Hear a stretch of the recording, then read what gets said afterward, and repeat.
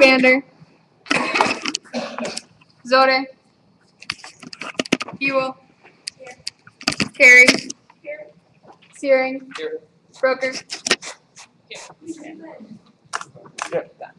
Noting quorum, move to announcements. Are there any announcements? Vice Chair Giannopoulos. So United Council has been all around the office this week, and they brought us some T-shirts. So the ones that I have left are, they look like this. Sorry, they look like this, and I have a red large, a blue large, a red 2X, and a blue XL. So if you'd like one, you can have it. So that's cool. And then, and then also related to that, we made our vote goal, which is really cool. We registered over 3,000 people to vote in our vote drive this fall, beating our goal of 2,012 people to vote. So congratulations on that. Great. Do you have any questions? No. Okay. Are there further announcements? Okay, I have one. We are also just letting everyone know we are going to be taking a 15-20 minute recess around 9 o'clock for the press conference to announce the 4 new freshman representatives who will be sworn in on November 7th. So just a heads up, that's coming your way. And also, just want to make sure everyone stays safe when they're walking home, and the sidewalk is pretty wet. So make sure you be careful. And I open myself for questions. Seeing none, are there further announcements? Okay, seeing none, removal or impeachment representatives, we have none. Special orders, we have a VPN training from Chair Booker. I would love for someone to motion to move out of rules. Chair McNally, so motion to move out of rules. Great, and then second, are there any objections to moving out of rules for this VPN training from Chair Booker? Hearing none, floor is yours, Ellie. Okay. So I'm going to keep this pretty short and simple just because everybody can hear me, so I'm really loud. Okay. Fabulous. So I'm going to keep it pretty short. VPN is actually not that hard to understand. I think it's a pretty simple concept. People get confused in it if you overthink it and get all freaked out about it. So it's actually quite simple. So a little background on why our funding decisions operate in viewpoint neutrality. It's with the Board of Regents of DW system versus Southward. You'll probably have heard about that. Probably just referred to as Southward. But that was the case. In April of 1999, that 3 UW-Madison students filed against the university, and they challenged the allocable part of our fee allocation system, so the way we fund our student organizations through the general student service system. So they challenged that on First Amendment grounds that it was a violation of their freedom of speech, freedom of association, that they were being forced to pay for things that they might not agree with. So they thought that they should be offered the choice to pay or not to pay for objectionable speech. They lost that case. The Supreme Court said that universities have the right to create a student fee system that allows for a marketplace of ideas. And they ruled that so long as fees were being allocated in a viewpoint neutral manner, that the system was acceptable. So the basic principle behind viewpoint neutrality is that the decision must be made in conformity with all procedural requirements and without taking the views of the group into account. So viewpoint neutrality doesn't mean that you can't have a viewpoint or that a group can't have a viewpoint. Viewpoint neutrality just means you cannot consider that group's viewpoint when you're making a decision. So the guidelines are to just use the criteria and only the criteria. If there's something, if you're making a decision on funding and you say something that's not in the criteria, that's likely a viewpoint neutrality violation. Funding criteria should include requirements that must be viewpoint neutral. So when you're looking at criteria, you can't, nothing in there can have any kind of value judgment about the group. You can't say, I think this is good. Even if you follow all the criteria and you say, this fits this criteria and this criteria, but you end and say, so I think we should fund this because it's good for campus, viewpoint neutrality violation right there.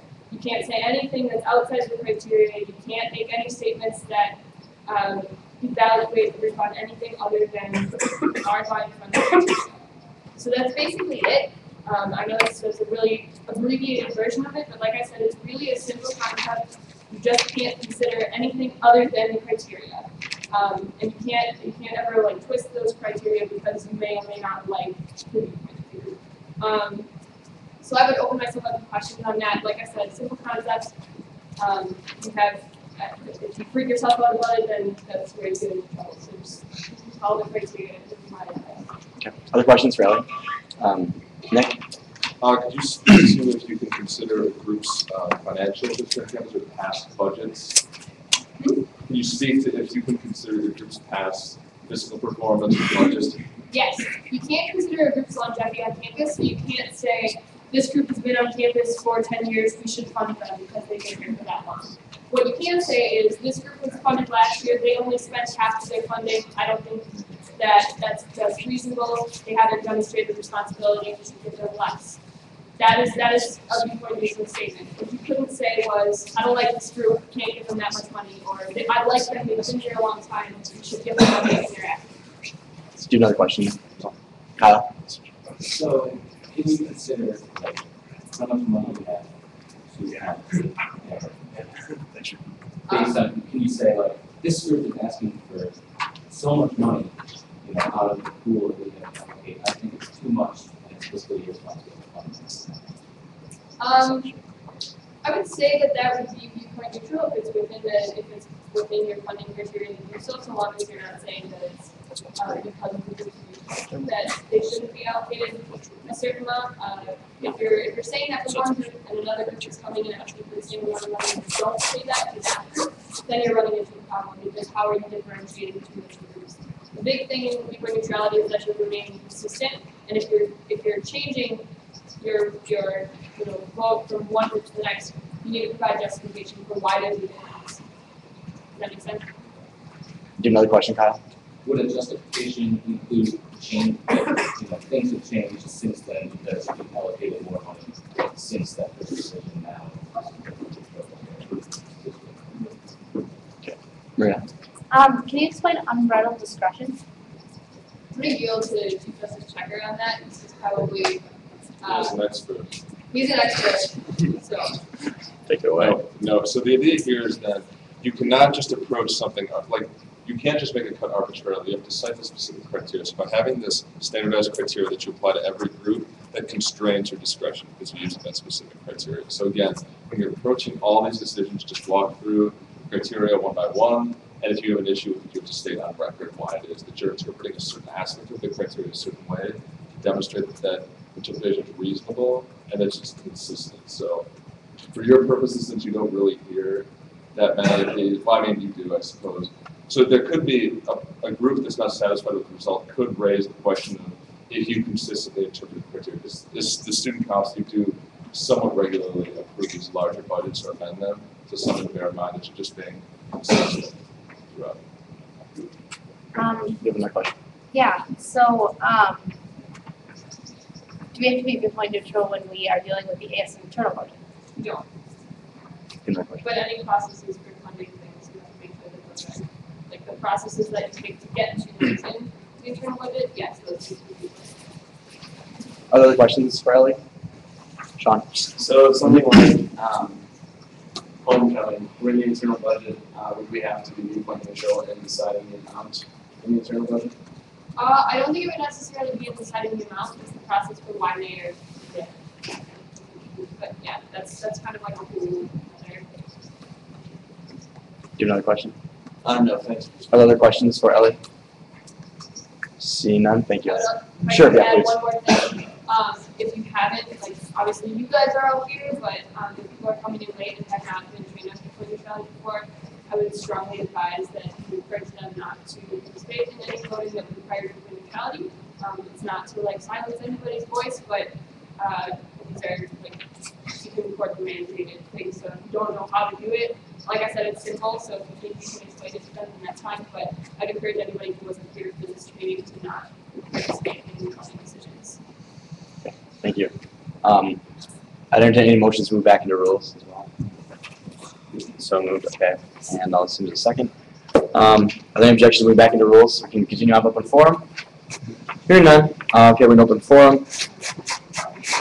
Any member of the Association of Students of Madison shall have the right to speak at the open forum. Members of the ASM who are not officers of the ASM shall take precedence over officers and appointees. Non-members of the ASM may be granted the opportunity to speak by majority vote of the Student Council.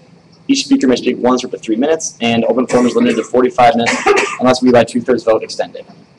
So with that, first up we have James. You'll have 3 minutes as soon as you begin. Where would you like to in particular? Sit wherever you like.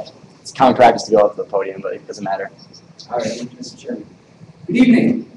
My name is James Ulrich. A few weeks ago, I applied to the open LMS Student Council, and I was given the honor of an interview by the nomination board, and most recently was selected as a nomination board nominee, so I'm honored by that. And with that in mind, I wanted to introduce myself and just speak a little about qualifications for the position, because I do understand that we'll be voting on the 20th. So a little background, I'm a transfer student. This is my first semester here at Madison. I come from a two-year campus, Beverly, South County. I was involved in student government there and served as student body president for a one-year term. So I do have a familiarity with kind of how student government works, shared governance. I served on our own version of SSFC, called Student Life and Interest Committee. So I do understand the allocation of budgets and non-applicals, viewpoint neutrality, and so on. I was involved with other student leaders across the state as I met many of you from the United Council and student reps, and even at the institutional level of colleges, student governance council. So I do have a good deal of experience with student government. I think that would be an asset for the council. I just want to get involved again and hopefully serve the student body here at Madison. I also think I bring a unique perspective as far as students go, since I am both a transfer student. I came from 2 years, as I said, and a commuter at campus. I actually don't live in Madison. I came to campus, so it's kind of a different perspective. And I'm a veteran. I currently serve in the National Guard, and I have just over 4 years, and so I know there's a lot of veterans on campus, and I think I'd be able to represent them in a special way. So I just kind of wanted you to put a face to the name for this evening. I wanted to introduce myself. And thank you for this time, and I will open myself up to any questions. Great. Thank you. Other questions for James? Seeing none, thank you. Andrew, sorry, Chair Kid. Serve in the National Guard. Yes. Your follow-up? Yes. No clarification. So, where were you stationed? I'm currently in the 153 Party Wing at Truex Field here in Madison. Do you follow-up? Yeah. Were you ever sent abroad? No, not any combat situations, just exercising. Do you have a follow-up question? Thank you. Thank you, James. Thank you. Next up, we have Ramesh. You have 3 minutes as soon as you begin.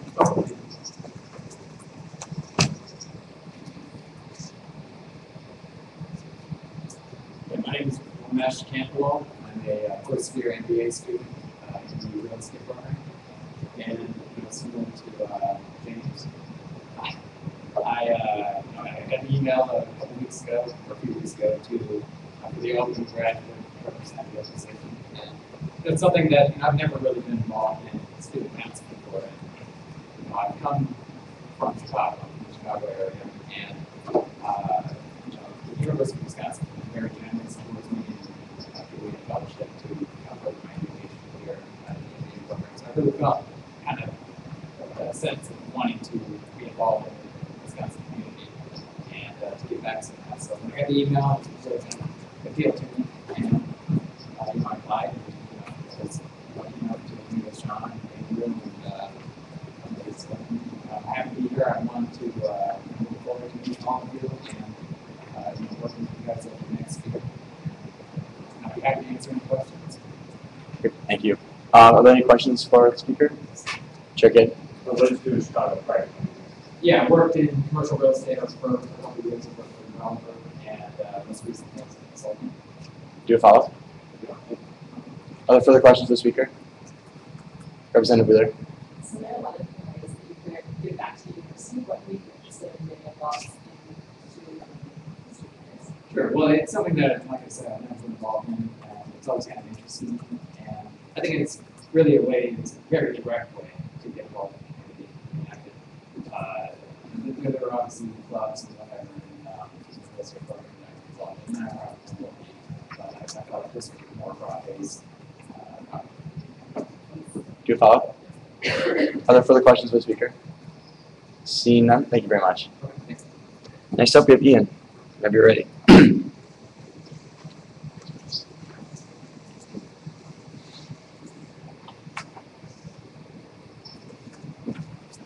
Hi, my name name is Ian Bach. I am seeking to represent the continuing studies students here at PW. I was approached by Jamie a few weeks ago about taking this position, and it was something I didn't really know what to think about at first, but she kind of coached me into it with her exact words, learning the philosophy of running a large organization. And that really appealed to me, and it's something that I really want to learn more about. I've never actually been involved with student government, but I have been involved in various organizations. So a little bit about my background. I am a recent graduate of Kenyon College in Ohio. And right now I'm taking classes for medical school. Not medical school classes, but prerequisites for medical school. And at Kenyon, I was president of the Newman Club there, and I was a member of the varsity swim team, where I was team captain my senior year. Since I've stopped swimming, I have a lot of free time on my hands, so I figured this would be a nice thing to tackle, and really an interesting thing to tackle. And just to represent the continuing students, studies students, would really be an honor and something I look forward to doing.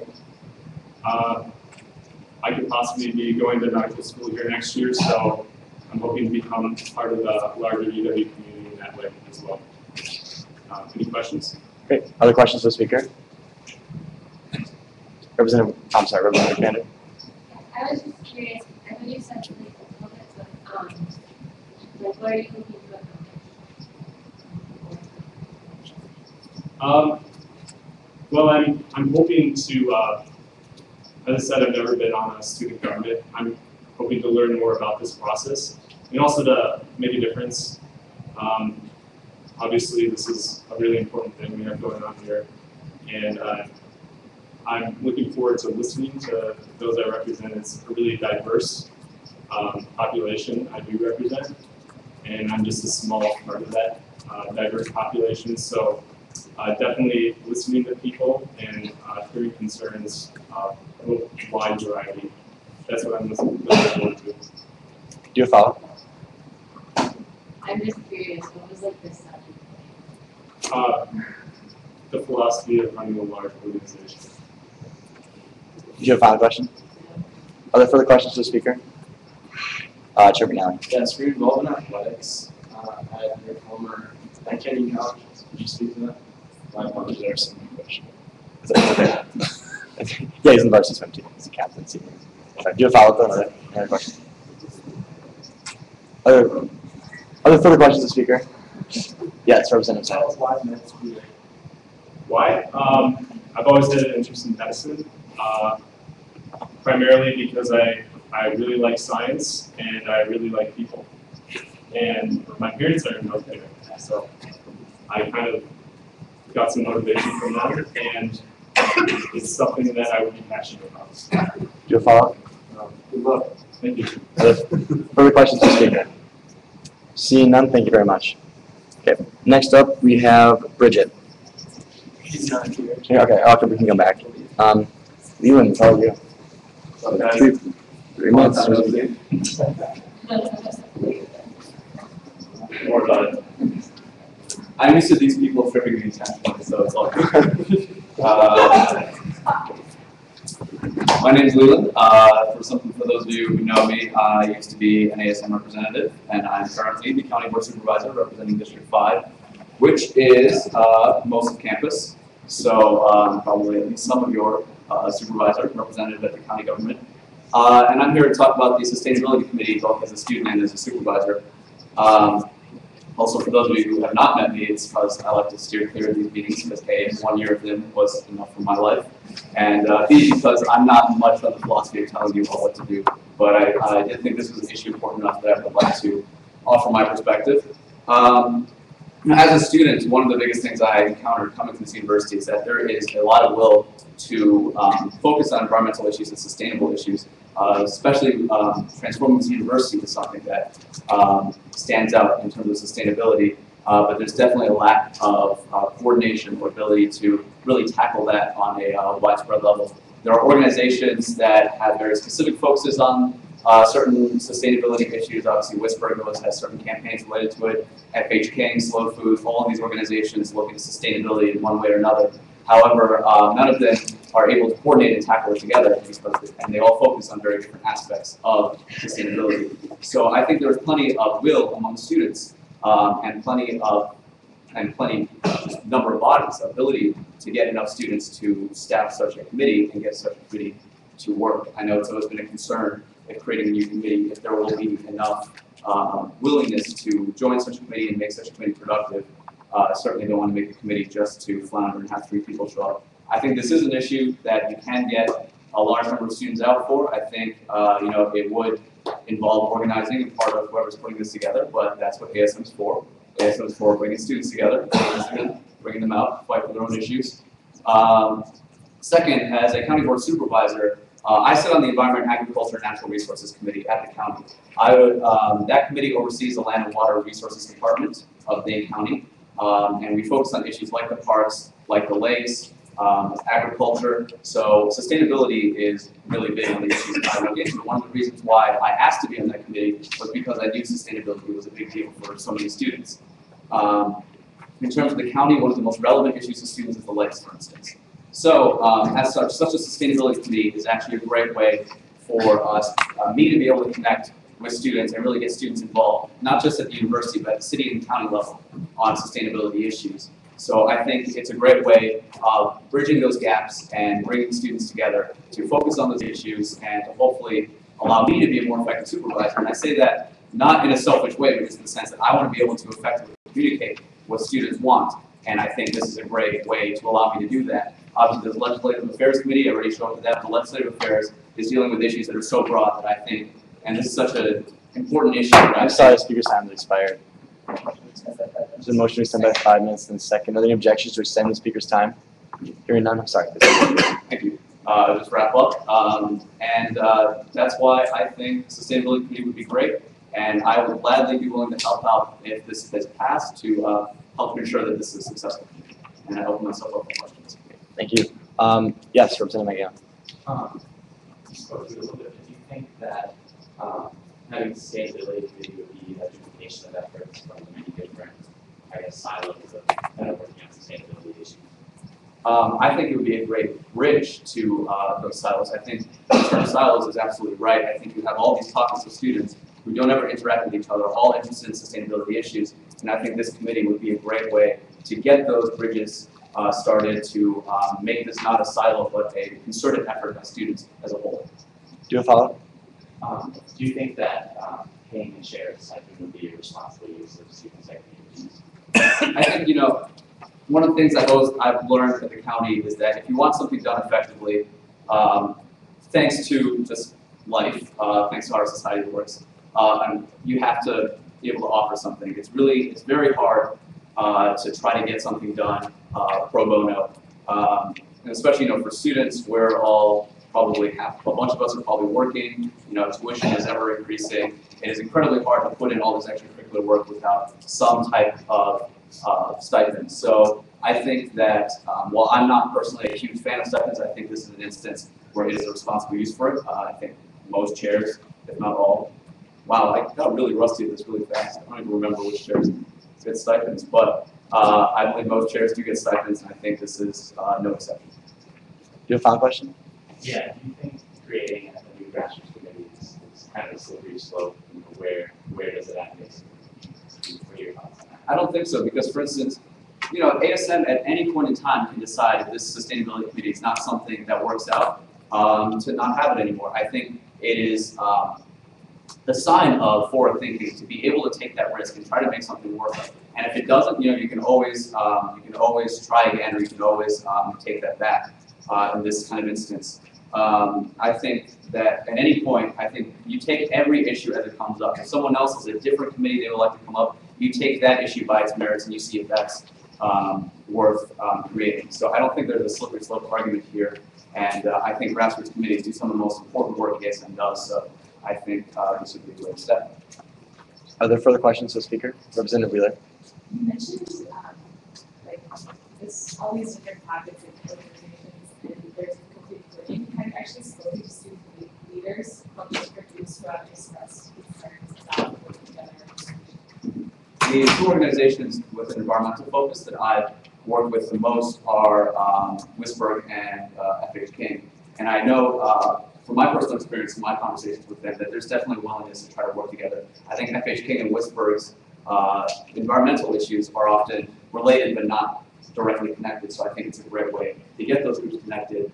I'm involved in some other organizations, whether they be labor focused or multicultural focus that would certainly love to keep tabs on environmental issues, but that's something they feel like is related to them, but not necessarily specifically with folks in their group. So it would be a great way for other groups that may not specifically be environmentally focused to also start learning about the issues on campus. Do you follow? So there's also, new access to sustainability on campus, and clearly that's not like the administrative side. So I was wondering, could you speak to what you think the role of a student-run committee would be compared to that kind of coordinating council that we're already talking about of the leaders of all these different student organizations that they're going to have for their areas? Yeah, definitely. I think as you all know, the interests of students does not always align with administrators or faculty or even staff. Students have their own segments, their own interests. So having a committee that's entirely about expressing students' interests on the issue, I think, is incredibly important. In my experience, it's always good to have a working relationship with administration, but you always need to be able to push your own interests and your own values forward, and I think students need to be able to do that, and I think ASM is responsible for doing that. So I wouldn't rely on anything created by administration to push the issues without students also doing so themselves. Do you have a final question? Yes. You mentioned that your office county supervisors. Are you also a full-time student, or how does that all fit together? Yes. I am a third-year full-time student, double majoring in poli-sci and sociology. And I'm also one of 37 elected county board supervisors, and my district encompasses 13,000 people, of which most are students. Representative Meyer. Yeah, not even the building where we're on the staff, there's some really opportunities for all these workers and volunteers to work together and collaborate in this building. I mean, yes, I think that is one of the advantages of the Student Activity Center, and a lot of the larger organizations do have offices here where they have people in a lot, and so there is some ability to talk to each other. However, I think there are numerous student organizations that are not big enough to warrant space in the stack. I think even when you have offices, there's a tendency of getting siloed, and so I think having a formal conduit for these groups to be able to come together and discuss these issues, I think, is very important in facilitating that conversation. Do you follow? No. Are there further questions for the speaker? Seeing none, thank you, Leland. It's always a pleasure. I was at keynote speaking today. Next time. You weren't there. Next time. Next up, we have Kevin. Is Colin, you have Kevin? Oh, no, Kevin, yeah. Okay, not a problem. Is Bridget going to come back too? Okay, not a problem. Yeah. You're up there. 3 minutes as soon as we begin.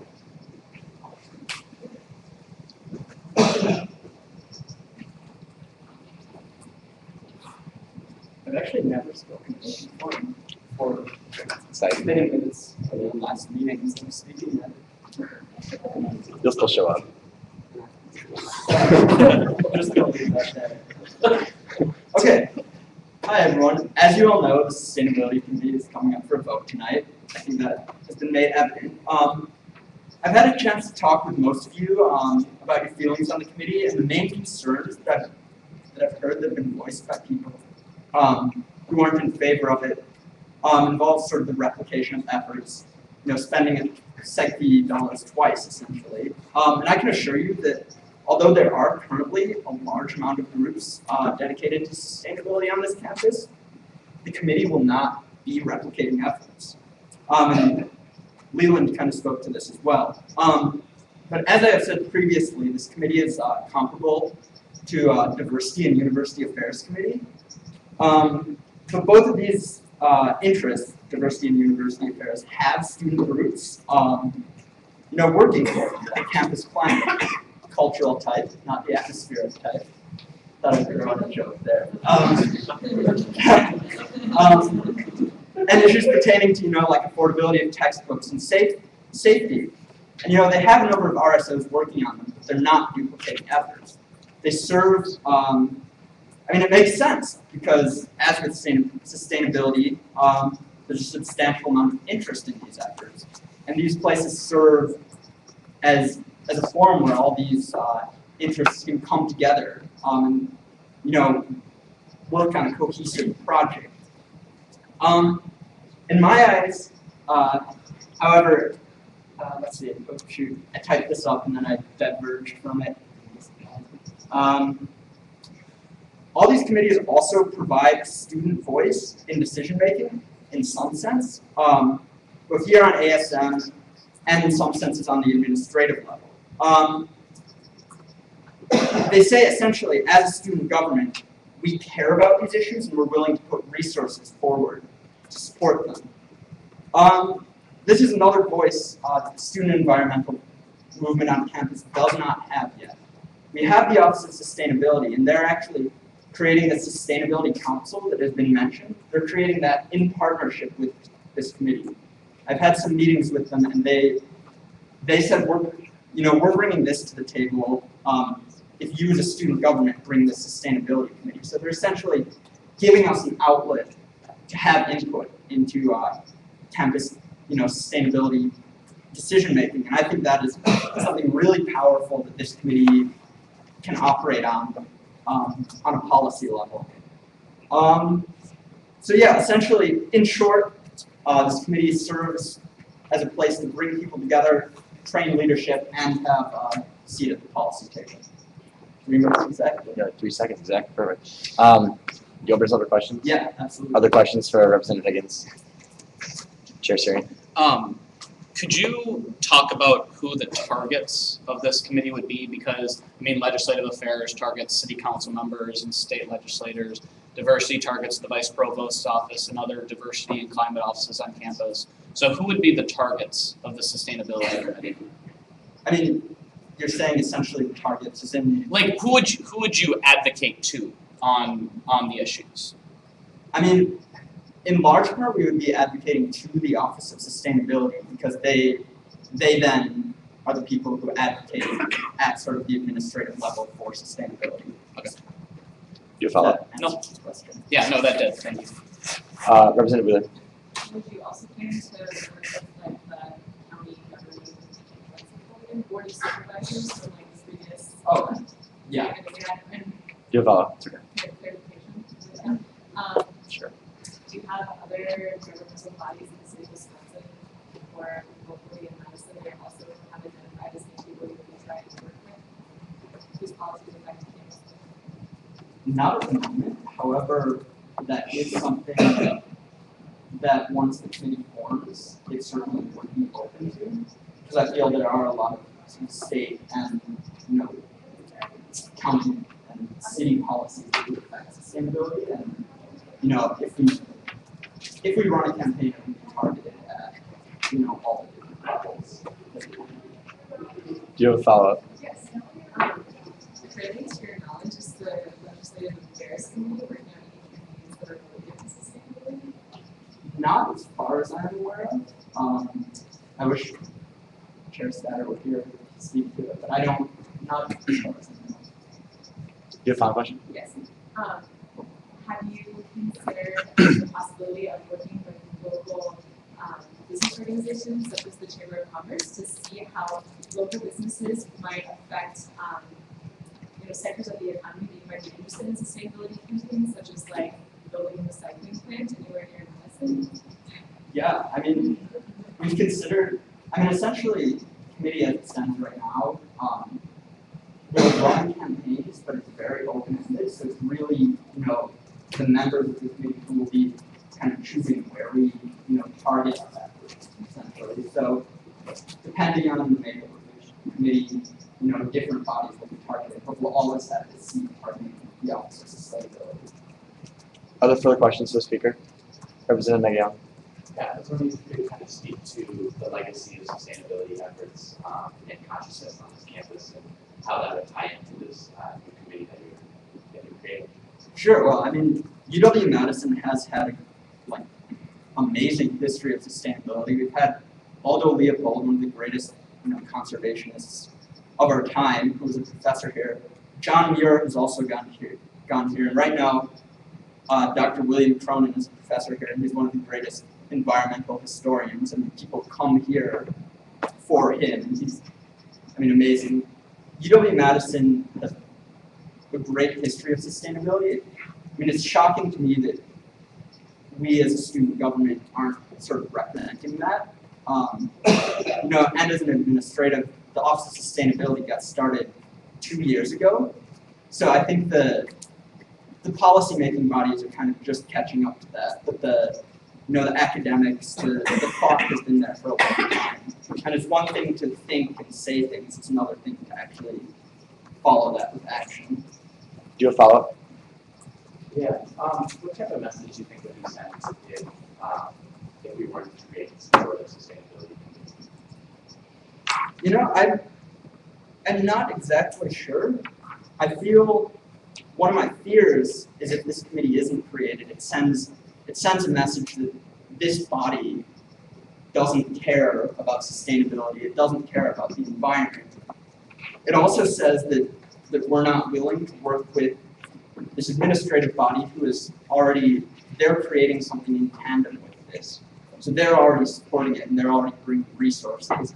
So I think it would be offensive to the Office of Sustainability, and I think it could send a fairly negative message to campus about sort of our collective take on, do we care about this issue? You have a final question? Yeah, so folks are actually targets like the Office of Sustainability, local chambers of commerce. Why is it important to build student power on a grassroots level to be able to, accomplish issues focusing on those targets? I think, to quote, I have this quote up on my computer actually, it's one of my favorite quotes of all time.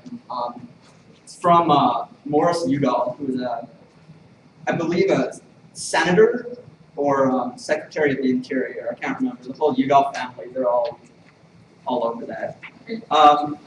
He says, in his famous speech, I'm actually applying for a scholarship, so I'm writing about this speech right now, but the environment on Valley Forge, he says, but in this system, policies are not pursued unless there's political pressure behind them. I think we need to create this movement to put political pressure on policies being pursued. It's as simple as that. Are there further questions for the speaker? Chair Kidd. What looks already be currently done by students to push sustainability? Sure, there are a large number of student organizations. I'm a member of one. There's also, Rethink, Slow Food, Whisper. They're sort of the bigger ones, and they do a lot of excellent work. I've been involved with most of them on and off. However, the work is targeting, little facets of the system. And essentially what I'm seeking to do with this committee, and Leland spoke to it too, is kind of target the bigger system itself versus working on all the working on the food system from an agricultural perspective, from a food sourcing perspective. Let's work on changing policies so we source our food as a campus. Did that answer your question, sort of? Yeah. You have a follow-up? Yeah. I guess I'm just wondering how having an overarching kind of committee looking at all these different areas would be more effective than just letting the individual student orgs handle their personal issues themselves. I think there is a lot to be said for having the orgs sort of operate on an individual basis. However, I feel that they come together along with students who may not be involved in any organizations, who may be involved some of the smaller organizations who don't have as much weight, especially when it comes to policy making and advocating policy, that they sort of operate on as more powerful unit when there are more of them. as a lot of courses. Do you have a follow-up question? Yeah, so when you speak of policy, do you mean policy that affects the university or policy that affects the city or the nation? I'm speaking in this case, particularly policy that affects the university, because it's student government committee, student run committee, the main focus should be on campus issues. That being said, it can, focus on, the voice can be directed on sort of the city and they do the contributions, but I would say at a state level, it's kind of, I don't know how much work could actually get done, advocating on the state level. Okay. Other further questions to the speaker? Director Gardner. Yes. So first kind of a clarification question. Could you just clarify that the council within the Office of Sustainability would be created, it would be contingent upon the creation of a grassroots committee within ASM, so the sustainability committee, those two would coincide with one another? Sure, so they, right now, are, yes, essentially the two are linked, and they're being created kind of simultaneously. Do you follow? Yes. So in relation to some of the efforts that you described that we've recently seen from administration, student groups, would you say that the majority of the efforts for sustainability that in the past or been further in recent years have been from students or from administrators or groups? Depends on what level you're talking.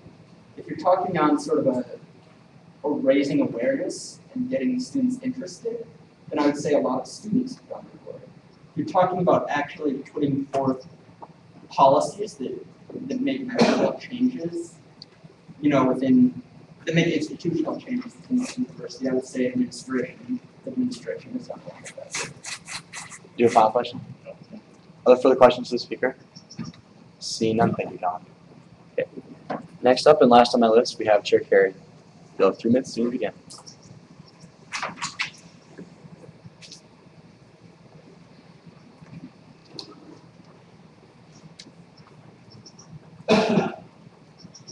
Okay, after seeing Colin, I'm gonna move that back. I'm not gonna try, but sorry to the people behind me. So I have to leave before we get to chair reports, and I doubt that we're gonna get to them anyway today. So I just want to make sure that everyone's aware of a policy that's going to be coming before the GV for discussion next week, and then for voting the week after, hopefully. That's going to affect your off-hours access to the ASM office. So for the past few weeks, if you've been reading my chair reports, you would know that there have been a couple of different subcommittees from SACGV that have been working on off-hours policies. The reason why we've been working on these is that UWPD raised some concerns about safety in the building with regard to having people in the building after hours. And so I've been working on trying to get a policy that would allow us to still do our work in the office and also satisfy UWPD concerns about safety and security of the building. We also don't have a formalized policy right now on who within ASM gets after hours access. So that was another thing we just wanted to make sure it was really clear who gets it and how that process will be continued in the future. So our goal is just to kind of get all of those things to coincide. So the main things that you guys should know about this policy is right now, as we said, it hasn't come before the board yet. I wrote it this weekend. There's going to be, we're differentiating between 2 different types of access, which we've had this differentiation in the past, but it's never been explicit. There's a key card access into the building, which gives you your ID into the building, scan it up through the elevators. There's also just access, which we're calling after hours access, which is when you can stay in the office. If you're here at midnight, you go in the office, stay and study, you can do whatever. The changes that we're making is we're trying to limit the amount of people that have key card access who don't need it and don't use it. Because in the past, it's just kind of been granted as a blanket statement, and that's been where the majority of the security issues comes with getting in and out of the building. And so the decisions that has come out of this subcommittee is that we're having leadership of ASM, which I can give you all the people if someone wants to ask. are going to automatically get the key access into the building. Whereas all the other representatives in ASM will automatically get after-hours access, and then can request key access if they feel that they are going to need it and use that for theirs. So that way it prevents people who, the majority of people who end up actually coming in ASM don't actually use the key access, so it just prevents us from giving that access to people who aren't going to be using it at all. So it's the simple request is like I have an application that I've written up that's 6 questions, including one that says like anything else that you want to write. And so it's a really simple application that's basically going to say why do you need this and what work are you working on that would mean that you need it in the office. And have you had this access before and have you used it before? So it's pretty simple. I'm sorry, the speaker's time has expired. Motion to extend by 5 minutes. The motion to extend by 5 minutes in a second. Are there any objections to extending the speaker's time? Hearing none, please continue. Thank you. So it's pretty simple that you just would have to go through this application process. Originally, the policy that came forth, we had said that you'd come before to actually be for a hearing. That's how we do it for some member of the RSO.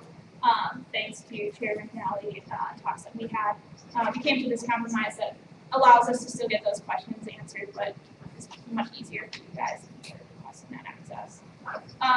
The last thing is like if you are not going to have that as like a permanent basis, but you're working on a project with someone who's in ASM leadership, you don't think you need key access all the time. Anyone who has key access can bring a student council member or an ASM member into the building with them if they're coming in after hours. So if someone on my committee is working with me on a policy, if they don't need key access all the time into the building, I can bring them in with me to work on the policy at night. And then finally, just a reminder, our guest policy is that currently now is that no guests are allowed in the building after hours, so no one that isn't authorized to use that key.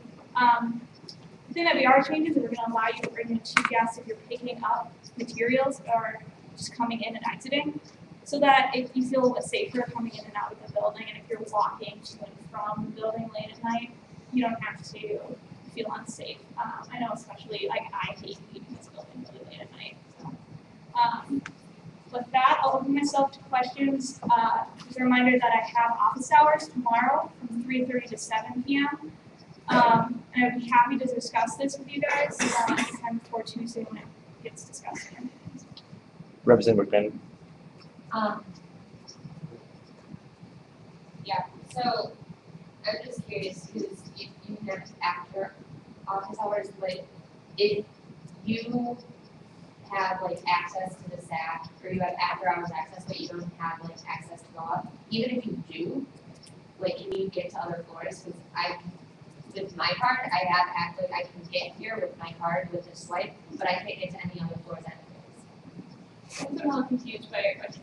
The security issue wasn't getting to other floors, it was having people coming into the building late at night. We have our police liaison that I've been working with.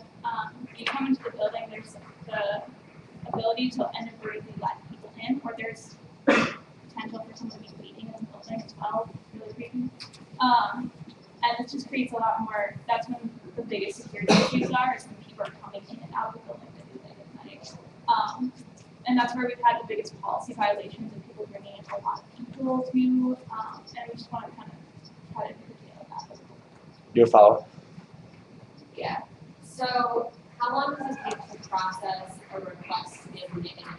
Because like I've been trying to get access to the key box downstairs for about 6 months now. And I'm just curious like what that process would be, just in case like campaigns were being run. Yeah. And you'd have to like get in and out. Last year I did parts of the recruitment drive and I'd have to get materials and I knew up like a couple of days beforehand. So would that process be able to happen? Yeah, so the downstairs key boxes run through a completely different system that has like this entry system. There are issues with that over the summer where the key box is not functioning, probably like that big of a wait. But yeah, if you like would submit it and you know that you need it, the next couple of days, that would be something that I would absolutely work with you on and know that that is something that is time sensitive. We could Do a follow-up question? Yeah.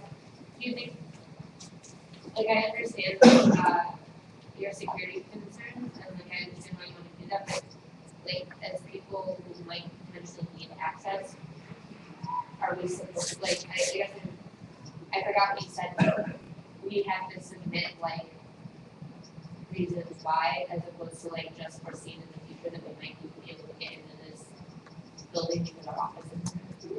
Yeah, so it's an application, and essentially says you anticipate using it how often. And that, the reason why is, yes, because we've had a lot of security issues, and then it has been an identified issue. Theoretically, UWPD could tell us all that tell our building that we can't have anyone in the building after hours. So I'm attempting to ease their concerns a little bit as well, and work with the large security issues of having a building that is closed and creepy after night, and then also let you guys do your work. The intent is no one who is going to actually do work in the office will deny access to the key access. So you don't have to be concerned about that. Representative Meyer. Yeah, has any thought been made to, like, if it's like 12:30 working on a project here, you put on sidewalk to the Walgreens or like our front of the library, and like how we can get back in and like finish working on the project without having to go work somewhere else or leave. Yeah, I definitely thought about that. Our thought process coming into that is if you anticipate needing to work in the office a lot after hours, that would be a reason for you to get key access into the building. So that's, you would easily be able to just apply for key access to the building in that instance. If you are working with someone who has key access, they can also let you in and out of the building.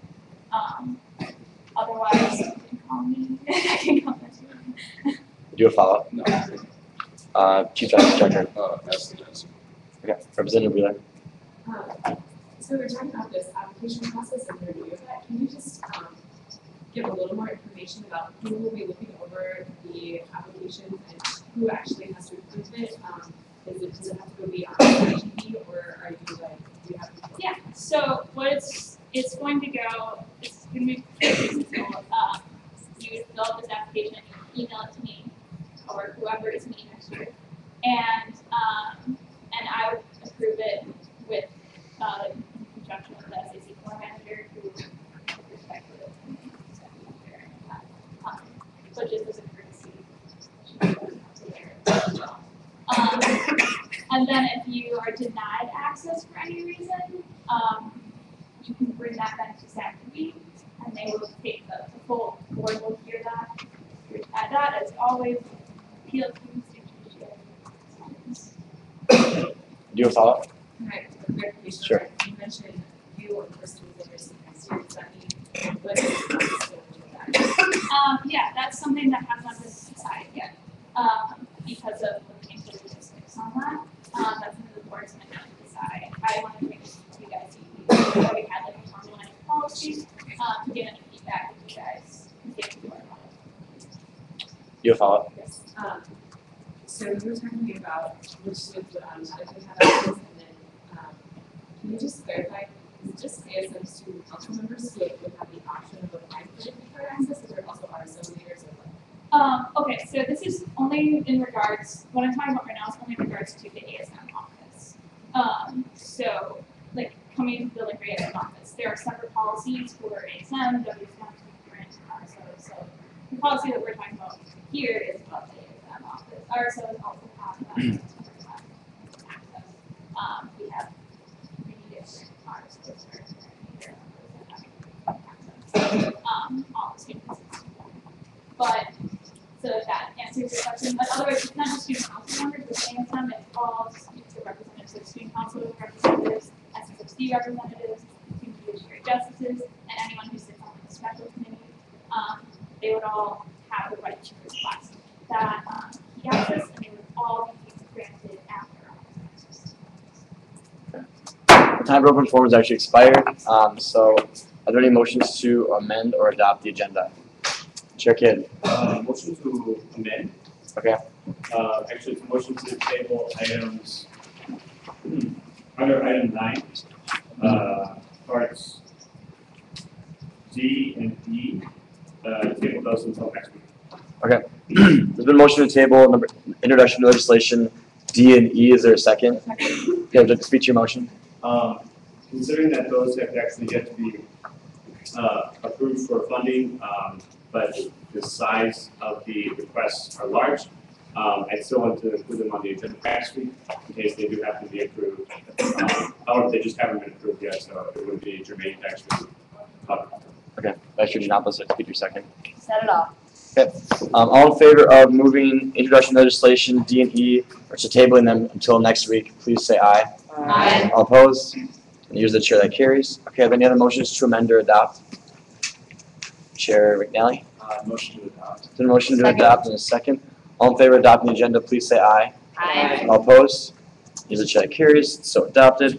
Are there any motions to amend or approve the minutes? Vice Chair Giannopoulos? Move to approve. So a motion to approve in a second. All in favor of approving the minutes, please say aye. Aye. All opposed? Here's the chair that carries. Reports of special committees and campaigns, we have none. Introduction to legislation A. It says Student Council Associate Justice, actually Student Council Representative. Appointments, simple typographical mistake. So with that, we'll have Chair McNally appoint. I was just curious because one of the people who got up was under the impression that they'd be on tonight, but this is intro and ledge. So it doesn't really matter what it is. It's only going to take one meeting anyway. I'm sorry. I probably should have put it under old business. There's not really a spot for it, I guess. But it's going to be we'll take one time, and we're also I would implore someone to even let up rules to swear them in after, so they could be with us tonight. So yes. I'm wondering if you would entertain a motion to make it like just to go through the regular process because it's wrong on the agenda. We're not appointing associate justices. What do you mean the regular process? I guess. Of an introduction and then passing it in the following week of like normal legislation. That's not the way it works. We are doing the normal process right now, just by voting on the first time. It's introduction, automatic vote for this. It's just like the same thing as what we did with the associate justices. Same thing we do with announce board appointing people to any real committee or anything. So, does that help? I'm sorry, is there? I guess I was just curious because the normal process would be us moving on the rules because part of Robert's rules is that it has to be introduced and then passed in the previous week, so we move out of rules to go around that. No, that's not how it works for appointments. It's just one meeting period. It's just like a resolution. Yep. On point. Do we have to go out of rules to vote or just to go to swear them in? To swear them in, we would go out of rules. That's yes. Okay. Any other points from me? Seeing none. Chairman, now to speak to your legislation. I'll yield to the That works. Do you want me to up for questions? No, Oh, sorry, you she had plenty of information. Yes. I'm just Representative curious McNair. what we're gonna do about the title of the legislation and the appointment of student justices. Let me find it exactly. Just, you know. Okay. Yes, it's clearly delineated here, though, that it's student council vacancies. Forgive the title. If someone would like to make a friendly amendment to do it, but I imagine we all be understanding, especially I'm reiterating it now, that these are not for the associate justice seats because there are none. They are for the student council vacancies.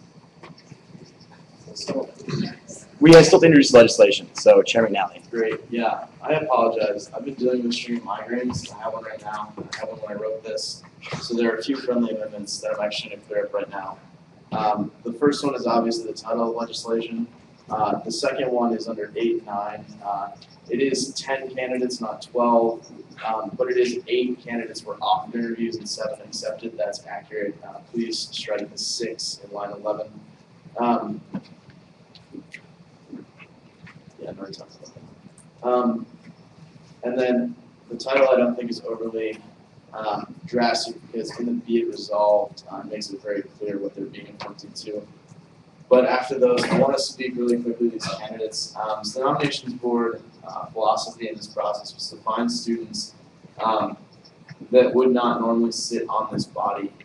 We actually turned down people who had applied for seats on the body, and we looked to really bring in a diversity of viewpoints. And I think the candidates really spoke to that. For example, I don't think we've ever had an MBA student in my tenure here on this body. And so, as Ramesh was saying, in his interview, there's only 200 other MBA students, so it's a little bit hard to get elected as an MBA student. So I really think we've brought in a nice diverse set of viewpoints with commuters, people who had been varsity athletes in their undergraduate years, people who had transferred, and also a nice set of experience. So I would really just ask you again, as I have the last 6 or 7 times we've been here, to remember that this is more than just a nominations process. This is a human resources process, and to take into consideration the time and efforts of the people who have come here tonight to be nominated for these positions. So with that, I'll open us up for questions. Great. Representative Wickbander. How many women applied for these seats? Students understand. Yeah, let me pull it up.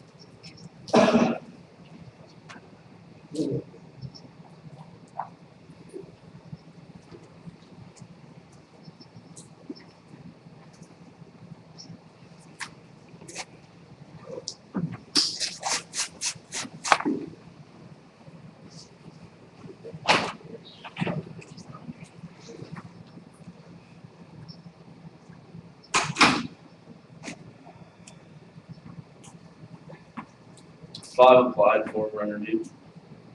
You have a follow-up? Yeah. How many women have you hired through nominations for this during your tenure? During my tenure,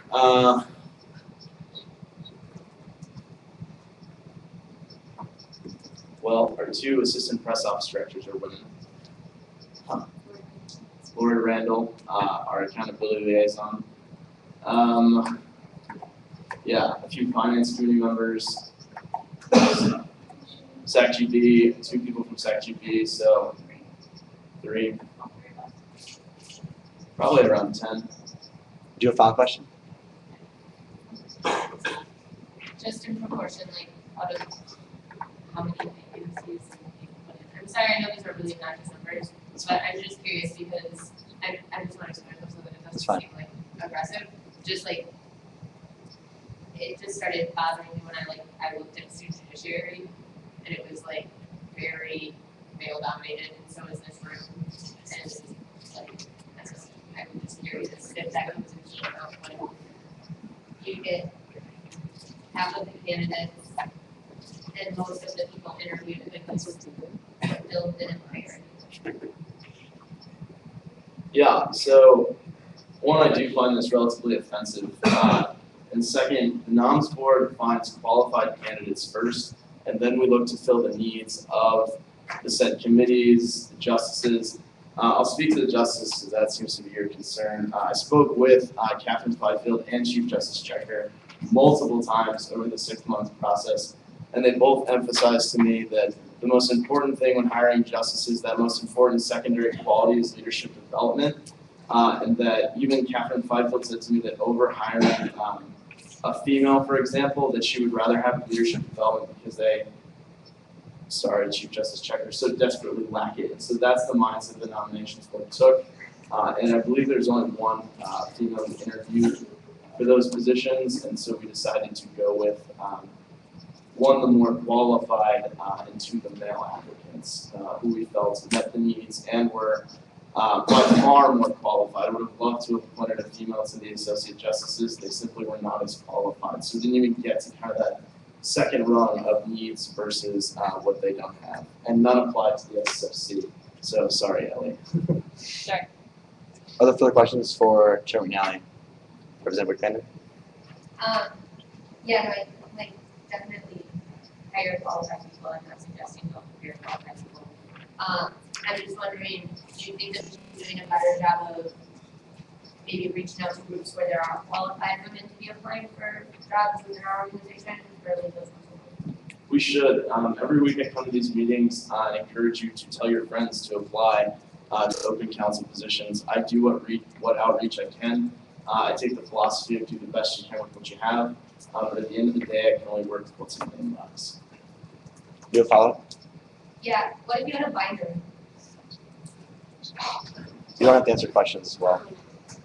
I'm not going to answer that. Do you have another question, Representative McVander? Voter information, are we in senatorial questioning here or something? No, we're not, but you are allowed 2 speaking turns and no one else raises a placard. Are there further questions for Chair McNally? Chair Kitt? So you need some item code or something? Yeah, I'm going to grab some water in a second. Okay. Do you have a follow-up? No. Are there further questions for Chair McNally? Seeing none, we'll move into debate, and Chair McNally, do you get some friendly amendments you wanted to make? Great. So friendly amendments. The first one is I would ask that we just change the title to Student Council Appointments, or striking the words associated with justice from the fourth line, from the third line of the title. The second is that in line 8, change the italics or the parentheses 12 to a 10. In line 11, change the word 6 to 8 to reflect what's had in the parentheses. Okay. I'm just going to lump this all together and just consider them as very simple changes that don't really affect the outcome of legislation regardless. So are there any objections to these friendly amendments? Hearing none. Okay, it's so reflected. With that, we are in debate. Are there any points of debate on this legislation? Chair Kidd? I think the candidates have spoken to their aptness of being able to be a part of this council and their excitedness about being a part of it as well. Looking forward. I'll be voting yes on it because I look forward to working with them in any aspects that they have pursued about being part of council. I would also strongly invite them, if they wish to be part of finance committee, that we are still looking for another student council member to fill the position. Thank you. Representative McVander? I think that it'll be exciting to finally be working with the full body, so moving forward is important, and I'm forward to working with people, and I hope that we're ready to do work for this upcoming year, because it is by the end of the year, and there's a lot of work to do. I'm hoping in the future that we can have, or at least be able to talk about a holistic process, and being able to look at bodies as a whole when we do hiring processes, because I think that that's an important. Chair Carey? So I just want to speak to the fact that thank you, Chair McNally and the nomination board have been delegated this role and do a very good job at filling that role to bring these nominees forward. And I also want to say that I'm in a unique position to speak to this because I did apply for one of these spots, and I was reached out to by Chair McNally, who said that he was really looking to fill, some spots by people who didn't already have a voice on this, and I really appreciate that. So I fully support bringing these members here, because I do have a chance to speak on this body, and I think that giving this voice to these diverse groups of people, I know that the nomination board really looked to find people who represented groups of students that weren't getting a voice on, and I think we heard that from the speakers today. So I think it's great that we're bringing these candidates forward because they're great candidates, and I look forward to working with them. Representative Wheeler? I want to be repetitive in support, but I want to say that I was just really excited when I heard these nominees introduce themselves. It just got me really pumped up because it's really exciting to hear people coming from different backgrounds, and especially to have an MBA student, being a graduate student, it's great to feel that graduate student seat. And especially, I can speak to like a special student. I'm a graduate student, so I know a lot of graduate students, a few undergrads, and almost no special students. So I don't know if they're just not on campus as much, or I don't know what the numbers are. We don't have a lot of special students, but I'm really excited to fill that seat. And I really am grateful to Ian for putting up with me when I talked to him about it, but I'm excited to see his interest and glad to see him with me today. So I think that we should support the good work that the nomination board has done and approve these so we can have Vice Chair Giannopoulos. I move to call the question. So motion to call the question in a second. All in favor of calling the question, please say aye. Aye. All opposed? There's a chair that carries. The question's been called. All in favor of approving the three members, has been called for unanimous consent to approve the three new, potentially new representatives to this body. Are there any objections to unanimous consent? Objection. Is there an objection? Okay. All in favor of having these three representatives be on this body, please say aye. Aye. All opposed? There's a chair that carries. Congratulations to our three new representatives.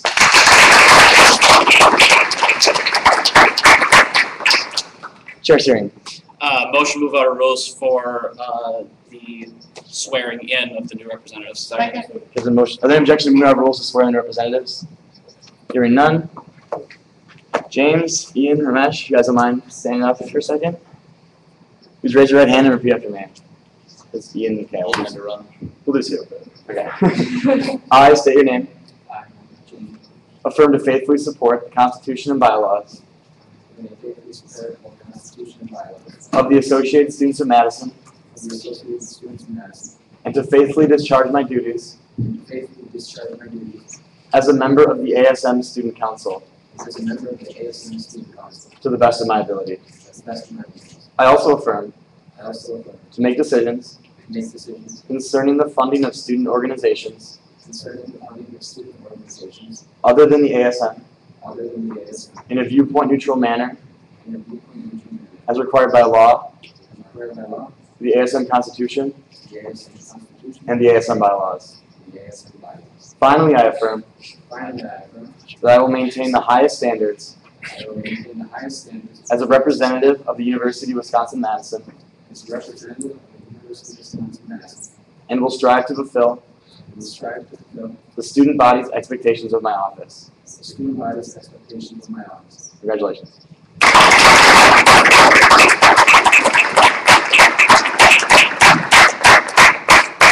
You guys can also feel free to, you can anytime. You can also sit at the table if you want. You can hang back there. You can move forward. And you can also speak and vote and all the wonderful stuff. All the perks. Any motions to move back into rules?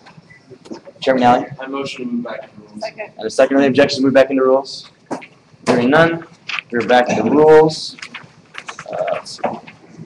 Okay, and we're on to introduction to legislation B, an evening with the Maestro event grant. Chair Kidd, take it away. Thank you. This was actually previously voted on and approved in this council, however, due to a student judiciary decision, this needs to be reheard and reevaluated. However, nothing has changed. The only change, I guess, is that finance committee members spoke to why they voted the way they did, in line with our own policies and procedures. The amounts there reflect the actual amounts approved. I provided the actual applications at the front of the room there if you wanted to actually look over them if you had any questions or other concerns, but there's nothing in violation with our policies and procedures that would force anybody not to approve this.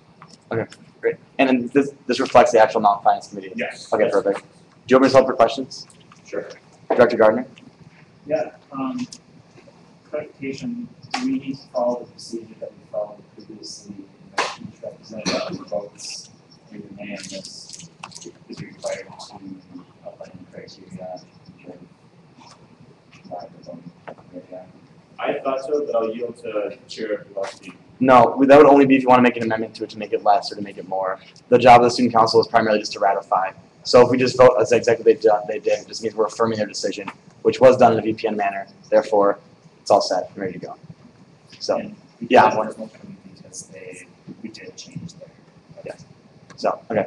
Do you have a follow-up question then? Cool. Okay. Chair McNally. Yeah, I had a question about your process. It says $5,000 for honorary fees.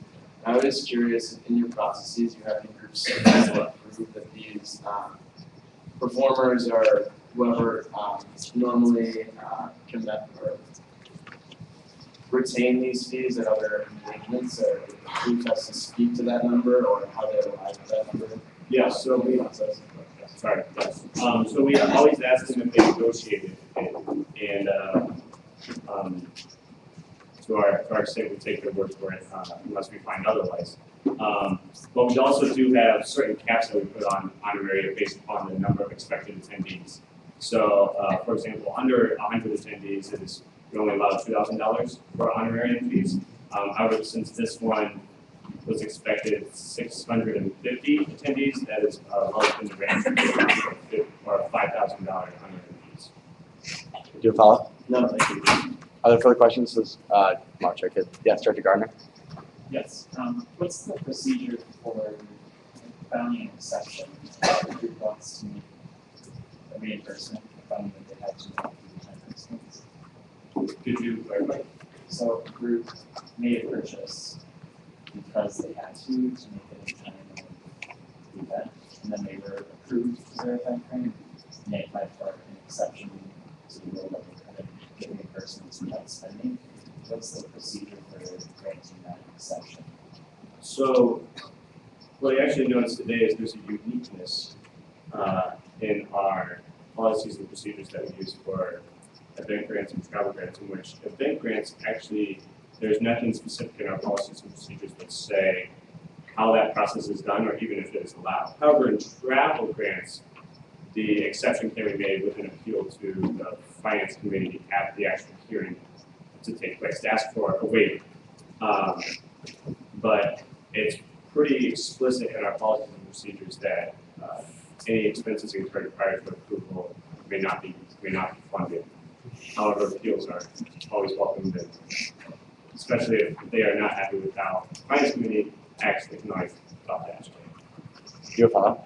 Yeah, so a waiver is only for travel that's not business. Yes, that was an interesting point I noticed in our policies and procedures today. Do you have a final question? No, I honestly don't know how that irregularity occurred. Other further questions for Chair Kidd? Representative Wheeler. You noticed that strangeness in the procedures and policies, are you considering a change to the bylaws to make it similar between the travel and process? So point of clarification there, these are policy and procedures, not bylaws, so I don't mean to offend that. I just like to keep the distinction there.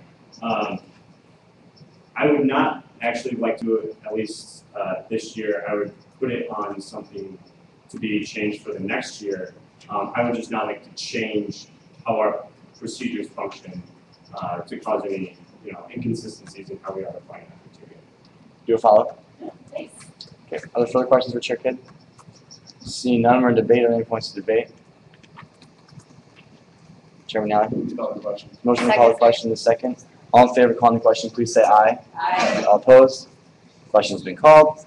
All in favor of ratifying, I guess is the correct language, the Evening with the Maestro Finance Committee event grant. All those in favor, please say aye. Aye. All opposed? Here's the chair that carries.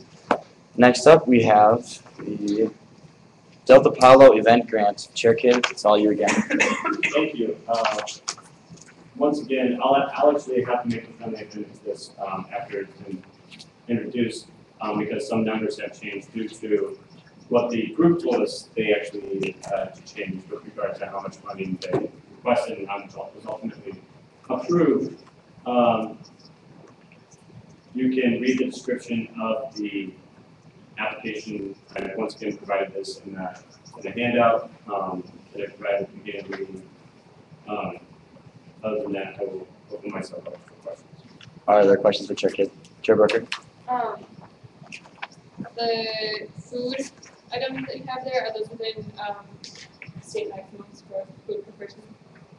Sorry, The I didn't food, the one that was within state maximums for food per person? We aren't approving food, so it doesn't really concern us. Okay. Do you follow? Yes. On the space and equipment rental, the item or facility name is a person. Are they? I just want to make sure I'm reading that wrong. What are they exactly renting? Yes. So they're actually using the Wisconsin Institute of Discovery, and their that name is probably just reference name. Okay. So it's a space rental, not. It's not a person rental, yeah. Do you have a final question? No, I don't. Other further questions for Chair Kidd? Seeing none in the debate, Chair Kidd, your amendment. But yes, so just offering a friendly amendment, I apologize. To change the total amount in line 4 to read $6,699. Under honorary fees to read $4,200. Under and space and equipment on the same line to read $24.99. 24 what? $24.99. You said 98. Okay. $24.99. Okay. Yeah, those are obviously, once again, just to clarify, that isn't going to be a friendly amendment. That's not even an amendment to change anything. That is what Finance Committee approved it for. It was just submitted beforehand to make sure we comply with local meetings laws. So are there any objections to changing the numbers to what Finance Committee actually did? Hearing none. Thank you. That will be reflected as well in the numbers again. Okay, so other points of debate. Chair McNally. Motion to call the question in a second. All in favor of calling the question, please say aye. Aye. All opposed? Question's been called. All in favor of approving the Delta Palo event grant from Finance Committee? Actually, once again, ratifying it. Please say aye. Aye. All opposed? And here's the chair that carries. Okay, so we had the other two tabled until next week. We are now on to old business A, the creation of the Sustainability Grassroots Committee. Representative Higgins, take it away. All right, I spoke to this at open forum. I will field any questions people still have for me. And hopefully, if you do have a change to suggest, I would very much like to hear it. Do you have other questions? Yeah. Okay, other questions for Representative Higgins? Vice Chair Giannopoulos? I asked you this last week and you kind of didn't know. So, did you decide about the stipend and budgeting, if it would start right now, if we have to make a budget alteration, or if it would go into the internal budget for next year?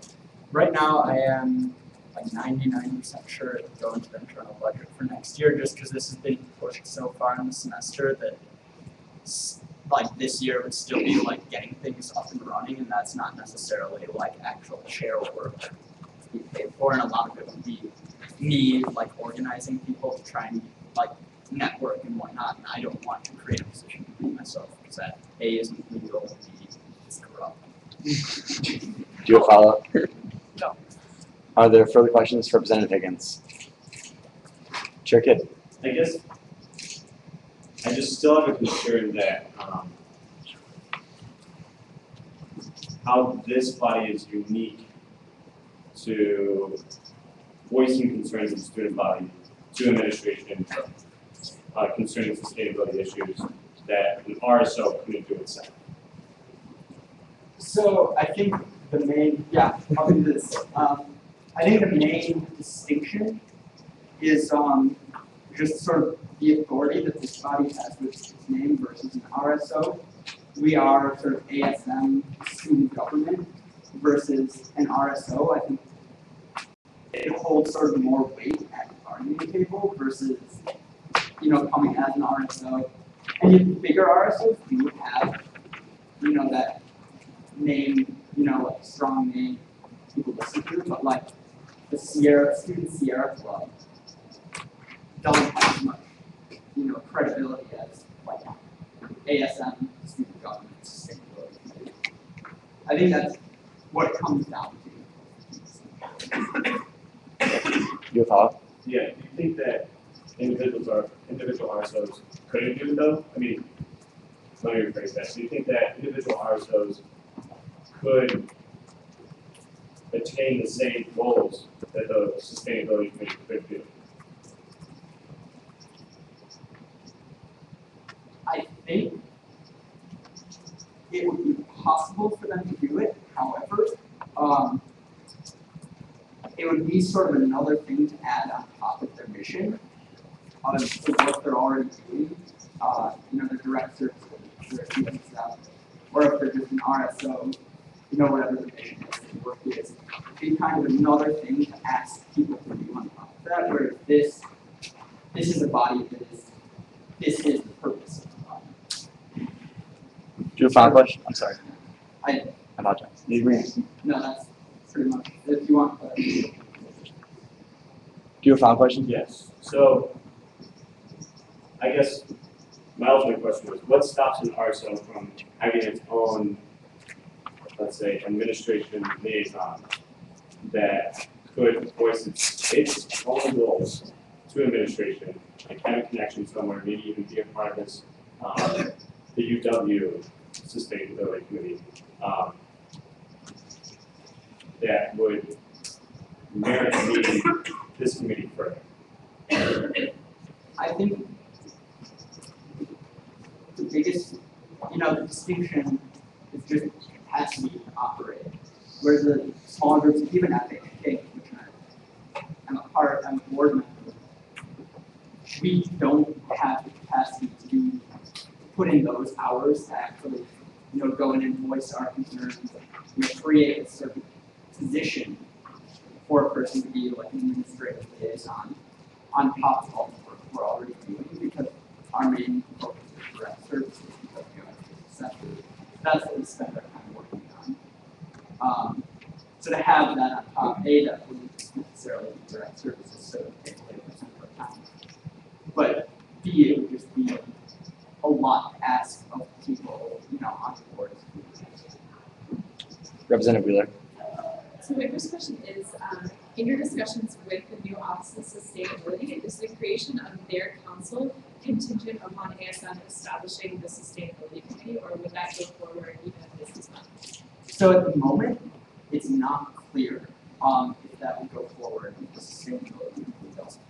Because in these discussions, we've just been operating under the, assumption that this Sustainability Committee will go through, then the Sustainability Council will also be created. So we can. However, if this doesn't go through, there's still a chance it might be created. It's sort of up in the air still. Do you have a follow-up? Yes. The creation of the council within the Office of Sustainability, where did the motivation and work come from to make that happen? Like, who was promoting it, and how did it come? Yeah, so it was actually the Office of Sustainability.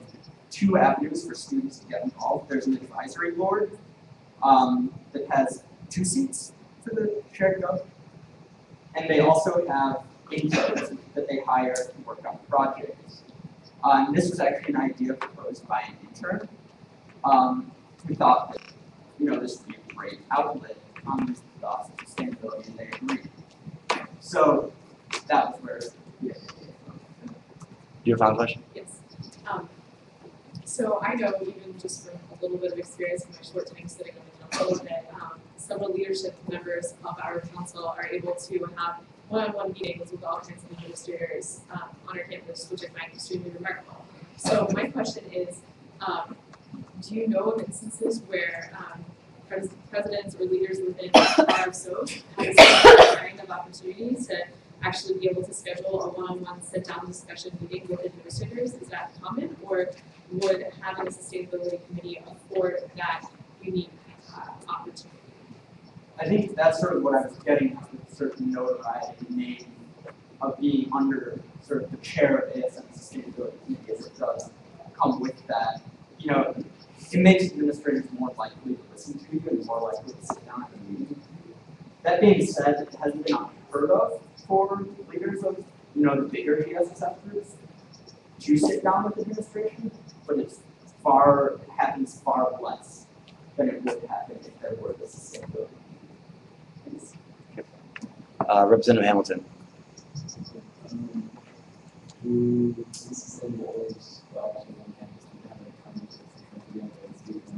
Sorry. I'm sorry, Devin, just a little bit. These like sustainable organizations, private organizations, they are so they have a common place to come together and speak about issues. Collaborate. As of now, they do not, and that's sort of what the intent behind the Sustainability Council was for the Office of Sustainability. However, that's sort of more a place to just talk and having a say with the Office of Sustainability. And this would sort of be a link to bring ASM into that picture as well. Do you have a follow-up? Yes. So, a previous administrative liaisons at each org and then be able to so that this is body. Do you think that that would possibly, I guess, provide a little bit of disorganization with these other kind of stuff, or any communication between the different? Yeah, I mean, I could certainly see it fostering some sort of efficiency where they all have these administrative liaisons. Suddenly, it's a lot of people who are, trying to go back and forth, and I think it's much more efficient to just have it under one heading. Do you have a final question? Okay. Are there further questions for the speaker? I know it's been around a second time. Director Gardner. Yes. So, as a member of FH King, would you say that RSOs doing this for themselves, so FH King being one of those RSOs, has the same seat at the table of shared governance as perhaps an ASM committee would? Oh. In terms of kind of your role in both capacities, would you argue there's one that is really different? Yeah, absolutely. So I am the outreach coordinator for FH King, so I sort of deal with a lot of, going and having meetings with administration. And I will say hands down, depending on the meeting, and I typically use sort of my ASM title, because that sort of affords more, I don't want to say respect, but it gives me more shared governance power. And there are a lot of times where, as I think we have been, trying to negotiate for greenhouse space. So a lot of times we kind of get the shaft on that. We're just there's that student org, and so we don't have sort of the same, shared governance. Do you follow? You don't. Okay. Chair Crandall. Do you feel that by only allowing the chair the ability to serve on this committee without going through shared gov processes, that it limits the general student body from being able to participate? I don't think that, because this committee is open to all people, and the chair is elected via simple majority vote. Clarification of the question. I meant the Office of Sustainability, not the committee that's being created. The council that's being created on the Office of Sustainability that the chair serves on. So you're saying just having that one chair, why can't we have more people on that, essentially? So along with the chair of this committee, there are representatives from all the big student orgs who do focus on sustainability, so there is sort of that accountability liaison type thing that was brought up earlier. So there are more voices of student input on this committee. Do you follow? Yeah. Do you think that it would be better served to go through shared gov processes to appoint perhaps the chair and those student organizations that serve with the Office of Sustainability?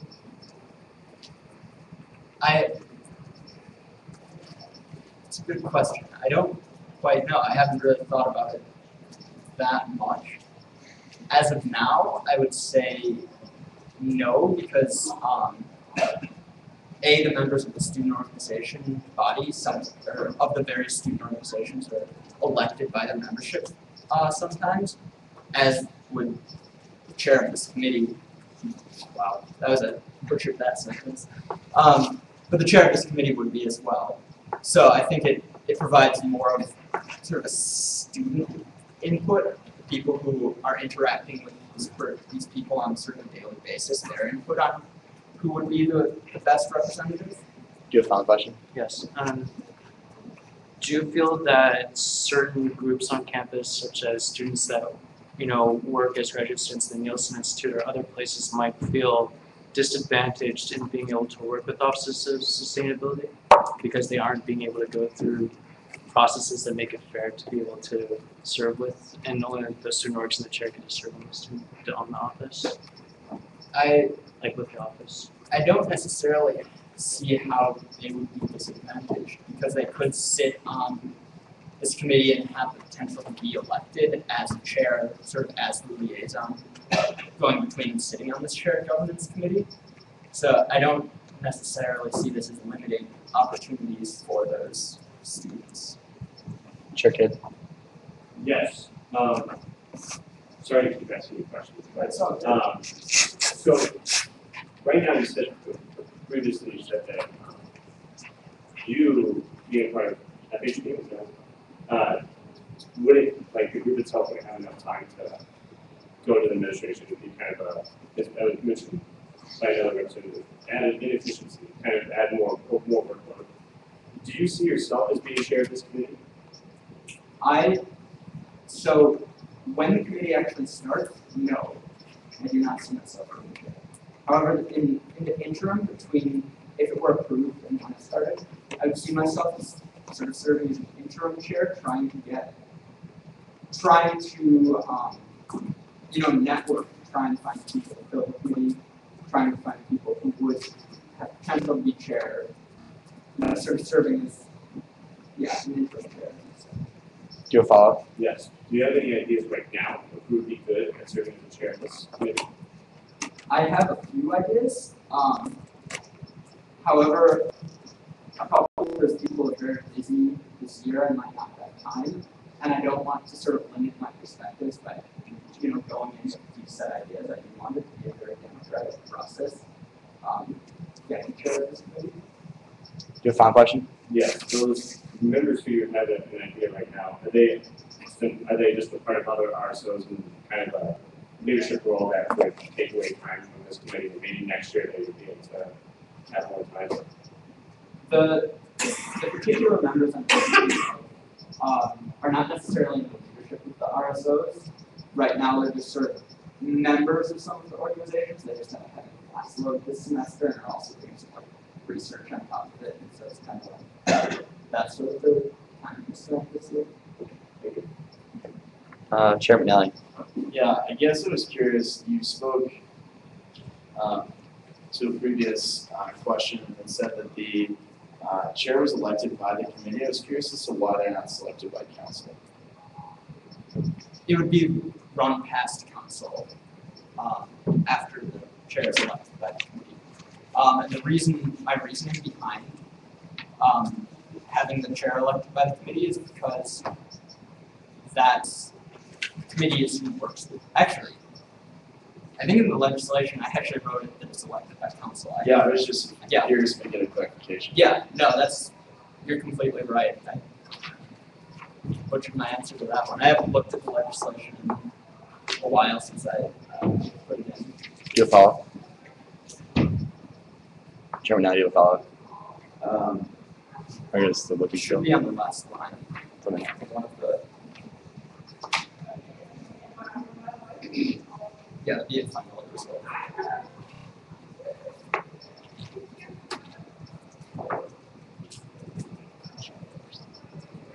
Do I have to do a follow-up? No, maybe. No. Chair Brooker.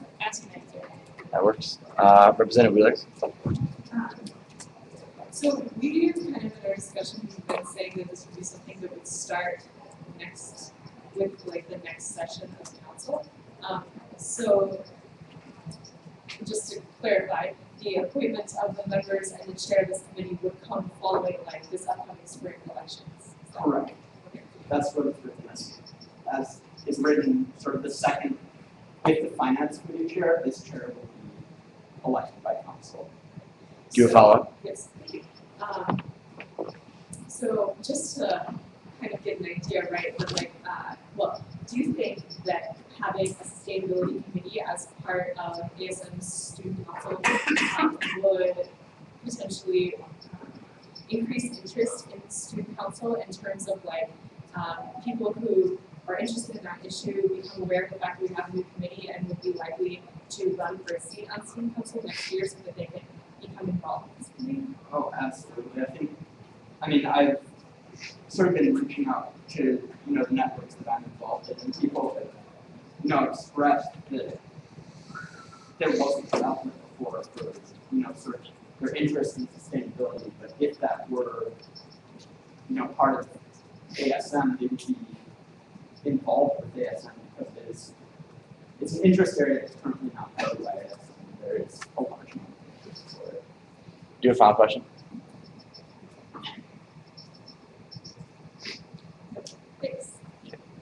Chair McNally. Yeah, so I did some research and I was curious if you had looked into the 17th session proposal for the same committee and if you'd made any changes from their proposal in yours. I have not looked into their proposal for the committee directly. However, I know one big change, because the Office of Sustainability was not around then, is the linkage between this and the Office of Sustainability. So we do have sort of a foot in the administrative door, so to say, as they say. And that's, I would say, one massive difference between the two. Do you follow? Yeah, I was wondering, and I don't mean to be hostile in any way. I guess my question is why should the chair of the chair of the Sustainability Committee be paid, not the chair of the Rules Committee?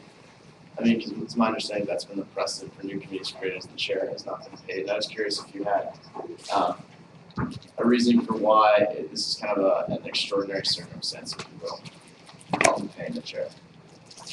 I think between, as Representative Leland's not a representative anymore, it's so weird to refer to him as Leland. As he said, you know, if you want work done, you have to incentivize it.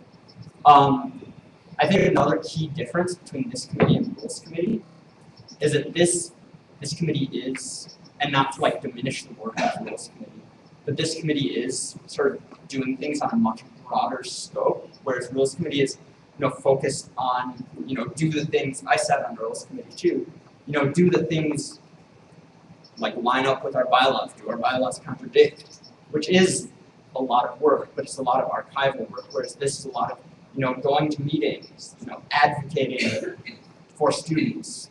And I think, I mean, I also didn't know that the Rules Committee chair was not paid. However, knowing that, I still feel that this chair should be paid. Do you have a final question? No, thank you. Okay. Representative Maguire. If this chair of sustainability stipend were being compensated for the work, how much would that cost the average student here at Madison?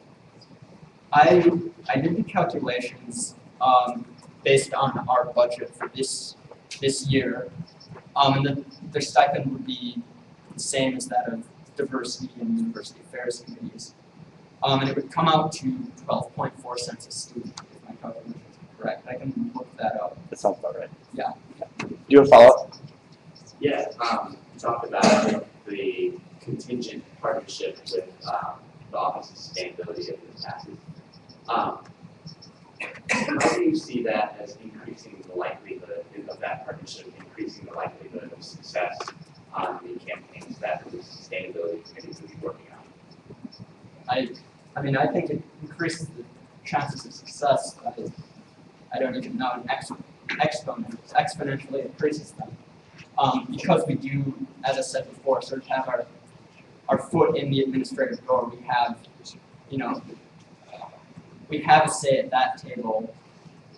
The Office of Sustainability, which is already doing amazing work, and you know, it's kind of a cohesion of efforts. Do you have a final question? Yeah. Do you imagine that this committee will strictly be representing RSO interests, or do you imagine an average student interested in sustainability issues joining this committee? I mean, the campaigns picked by this committee are picked on a consensus basis, consensus vote. So any student involved does have a say in what the committees are, what the campaigns are, you know, what is being advocated for by this committee. So I think any student who walks in the door does have a chance of having their view of sustainability advocated for by this committee. Chair Crandall. Move to close Q&A. So motion to close question and answer in a second. Any objections to closing Q&A? Hearing none, we're in debate. Are there any points of debate? 1 second. Chair Crandall, please keep them raised. You can start, yeah. Okay, so I have a lot of thoughts about this legislation. I wrote a blog post, I don't know if any of you read it, but when I usually go through legislation, I tend to look through criteria in terms of the object of our Constitution, and I usually go through the criteria, and you can read all about it, what I wrote online if you want. But personally, very conflicted with this piece of legislation because I've always been an advocate of sustainability. I like sustainability. I've worked with students in the Nielsen Institute. I love FH King. I love Slow Food. I was Cal Student Council president. I worked with those organizations. But I feel that in terms of when I look at other student councils and their sustainability committees, like for instance MIT's, which was sort of used in our planning of our sustainability here on campus, but the way that MIT's committee works is it's very campaign based, but it's campaign based on a very smaller scale. So it does like recycling bins in the dorms, it does things like compost heaps and things like that, things that I think student organizations already do on campus. In terms of governance, I think that if we're going to work on creating a committee that is supposed to work with the university on governance, the way that the Office of Sustainability is set up is you have the provost and the vice chancellor for administration who get recommendations from the Office of Sustainability, which has a co-director on research and evaluation and a co-director of operations. There's an advisory committee that is technically sort of above the Office of Sustainability that works with them and then gives recommendations to the provost and vice chancellor. I think that if we really want to sort of formalize a committee that works on government policy, I don't think it should be a grassroots committee. I think that it should be a shared gov committee that's a new shared gov committee in line with the advisory committee, but no longer advisory committee, an actual policy making committee that works with the provost and the vice chancellor for administration that has students sit on it. I think that's what we should be aiming at. I don't like advisory committees, I like policy committees. And if we have a policy committee for this Office of Sustainability, that's a good start. But I really think that if we want to work on the governance side of this, that's where we should be going. If we're going to work on, for instance, campaigns, I think that we have organizations on campus that really do allow campaigns and, in my opinion, have a lot more money than this body can throw into a committee. In terms of the Nielsen Institute, they put a lot of money into scholarship programs for students, into competitions, worldwide competitions. They have a huge support staff network. They already work with administration on the Office of Sustainability. I understand the purpose of putting forth this legislation in terms of wanting to create this committee, but I think that there are better places to try and put this committee in terms of administration instead of putting another person on another advisory committee. That's just my opinion. Representative Wickbander.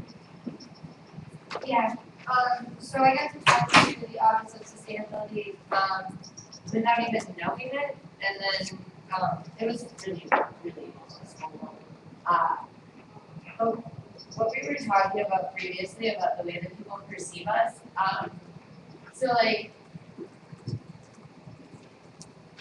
I know that we've had a lot of conversations about student governance in general, and shared governance in general, and how we can build more power as students. And to be perfectly honest, what I'm hearing is that this is a really big issue, and this is a really big issue, ASM has nothing to do with it. Sustainability on our campus, and we're talking about clean energy, we don't have a committee on that, and there's students that think that we do. And when I tell them that they don't, they're really actually genuinely surprised by it, and they're wondering why we don't. So in talking to the Office of Sustainability, they were just kind of equally as interested in why we don't have that committee. But they also see the fact that we don't have one as a result of bickering between two parties on the council. They think that it's petty argument in this body that prohibits us from doing anything, and that students actually do want to get involved. So I think personally, the fact that we're not involved in an issue this big makes us look like an ineffective body. So on top of that, I guess, there are serious issues that I see this body working on, but we've been talking about issues that this body would adopt, but I think that one of the beautiful parts about our grassroots committees is that they're dedicated to students, so that students can get involved and run their own campaigns. They can figure out what they're interested in. Sustainability is such a broad topic. It's a broad topic like diversity is a broad topic. And it means different things to different people. It means different things to different students. So by saying, I want to create this committee so that we can work on this very specific issue, that's cool, but we want to make sure that we keep the doors open and like all options open for students who want to get involved and like make their own campaign and work on shared governance issues, right? So one of the big problems that I remember talking to advisors about is block grants from the state and how we're getting block grants from the state for energy and for like an electric bill, right? I don't like I'm this is my general understanding of it. But campuses were engaging in sustainable energy use, so they weren't using all those blocks. They weren't using all of the money, but they couldn't use the rest of that money for other things on campus that they need. Like that is one aspect of what this committee could be. It could also be compost piles. It could also be there's so many different parts of sustainable energy, and that I think that this is overall pretty much a nonpartisan issue. If you're talking about why it should be a committee, what makes this issue not like a downward spiral, but it's pretty much a bipartisan issue, and it has so many subdivisions and needs so many different people, not just regulating that stuff, I guess, and all staff tasks. Chair Searing. So I'm going to talk a little bit in the vein of what Chair Crandall was talking about in his speech. Because really I see there being two purposes of this committee, at least from my understanding of the discussions. One is to be a coordinating body between the between RSOs on campus that are already running these campaigns. And then the second is to affect policy on campus. And so I'd just like to touch on those issues and my views on this. I just want to preface this though that I have had conversations with Representative Higgins about this. So I'm not coming out of left field on him with these issues, because I know that has been a big thing of people holding back and then throwing them out randomly. But Representative Higgins and I have talked about these concerns previously. I just want to communicate them with the rest of the body. So on the issue of campaigning and coordinating efforts, I actually see that ASM shouldn't really be involved in the coordination of student organizations. And I would point to an example that that happened this current year with the Madison Student Vote Coalition. There were discussions last year about establishing a vote committee within ASM to be basically what the Madison Student Vote Coalition is today. And the decision was made then, though, that it would be much more efficient, much more effective to have the Madison Student Vote Coalition be a separate RSO that then encompasses all of the other RSOs on campus that work on vote efforts. That's a path that I see for the campaign side of this, of working on Wisberg's water bottle campaigns and FH King and Slow Foods sustainability food efforts on campus. I see that those are more campaign activities that, in my mind at least, fall more into line of coordination similar to the Madison Student Vote Coalition on campus. So that's the equation that I'm making on the campaign side of things. When it comes to policy, this is where, if anyone has been talking with me for the past 3 weeks, I've been having a lot of thoughts about the way that policy is implemented on this campus and how ASM asserts itself in that process. Like was brought up, we do have 2 seats on a shared governance committee right now that works with the Office of Sustainability, as Chair Crandall brought up. And we do appoint students to that. That committee, though, is not part of the Faculty Senate. It's one of the few committees on campus that isn't part of them. And so it has much more flexibilities in its operations to actually influence policy and to actually be nimble in its operations. And so I would say more that we should be working with that committee and changing its composition to be more representative of students' concerns about the policy implications of sustainability efforts on campus. I would also bring up, though, that there are also a number of governance groups on campus that are working on sustainability issues as well. The Wisconsin Union they're in the middle of I believe, a 4 or 5 year sustainability plan for their dining services units. I sit on the dining services subcommittee of the Wisconsin Union, and the discussions that I've been having there are going to greatly affect not only the food operations at Memorial Union and Union South, but also at all of the delis across campus, and also at a large amount of catering events on campus. And so the sustainability efforts going on there is an entirely separate issue that would be difficult for a ASM policy committee to look at. The We Can Serve movement on campus, or the program, is also something. It's slowly being moved under the Office of Sustainability, but currently it's this weird quasi campaign that's been going on that brings together random people from, well, not necessarily random, but if you looked at it, it would be random to any normal person, just this random grouping of individuals across campus. And so there are these different silos that that ASM itself cannot unilaterally break down the barriers between. And so I guess in summation on this, I think that sustainability efforts are important on this campus. We have a strong history, like Representative Higgins brought up in open forum, about sustainability.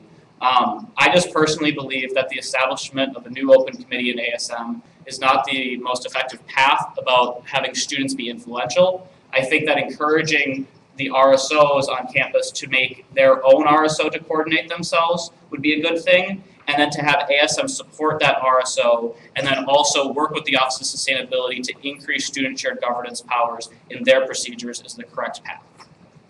Representative McGill. Sure. I'll read from our Constitution.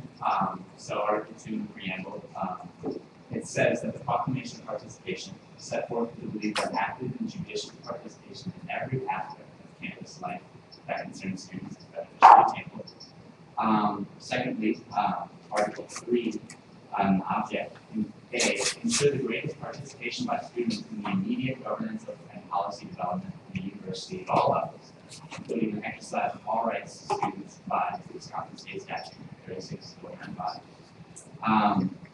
D, to receive complaints from students, investigate the problems of students, and participate in academic decisions concerning students. And then E, as a few, Roman numeral 1, the expansion of student power in all aspects of student governance. Number 6, the defense of the rights of students and campus workers to organize in their own interests. And then finally H, to inform all students of ASM activities and encourage participation in them. And then as for what I'm thinking, so this is being framed kind of like an RSO issue or their interest being represented, but as a grassroots committee, this is available for all students to get involved with and to be able to have their voice heard.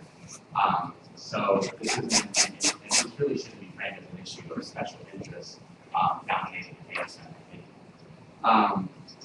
Secondly, having that network of RSOs, though, on the other hand, it can only bolster the committee's ability to be successful in its campaigns, since they have they're already actively seeking to pursue campaigns and make sure that issues are solved. In addition, as I asked Representative Higgins, the partnership with the Office of Sustainability also increases the success of campaigns, and also, moreover, keeps open the dialogue open between students and administrators. So I see that with RSO and RSO network, as well as a partnership with Office of Sustainability, that not only can this committee do good work, it can be very successful as well. I would parallel this committee as, and especially that partnership with Office of Sustainability as, say, diversity committee having some sort of direct partnership with the Vice Provost for Diversity's office. That doesn't directly exist. There is a shared governance committee that does oversee his office, but Representative Higgins, through his work in creating dialogue with the Office of Sustainability, has created this network where now there can be this direct partnership and dialogue between ASM Grad Sustainability Committee and the Office of Sustainability. Also, recall that UW-Madison students have that unique distinction to be able to set policy and at this university and the issues around sustainability, save for the shared governance committee about it, is really uncharted territory for student shared governance.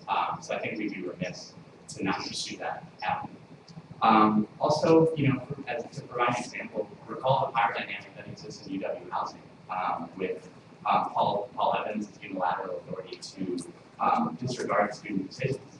A committee on sustainability really increases avenues of pressure on housing in order to further the student interest in those spaces. Because it is, after all, students who are the primary agents who add to the UW housing's bottom line, which is what Paul Evans is chiefly concerned about. But it really doesn't sound complicated. That's just one example of how the sustainability can effectuate change on campus. And then a few more points. Representative Higgins is very passionate about this issue, and I really see him being successful in putting in the time and energy to get this committee off the ground. So I think we should trust his ability to do so and carry out so that this committee can get started for the next session. Also, as you saw, I'll just read a little bit from the Cardinal a few days ago, saying that, Council has thus far approved legislation for advocating for voter registration in dorms, and increasing funding for homecoming. Representatives are also working on campaigns to improve the mental health of students at the university, improve campus safety, and allow students to see solidified their classes for enrollment. Why don't we add to that list? And I feel like this this committee on sustainability would be a great accomplishment that we can communicate to students as something that we're doing on behalf of their interests. And then it goes on to say in the article, after all, ASM plays an indispensable role on campus. So much of what student government does directly impacts members of the UW-Madison community. The opportunity for shared governance is fairly unique to the UW system, with only a few other schools in the nation providing students an official say in the inner workings of their education. ASM, along with the university in general, must help students capitalize on this opportunity so UW-Madison can best represent the interests of all stakeholders.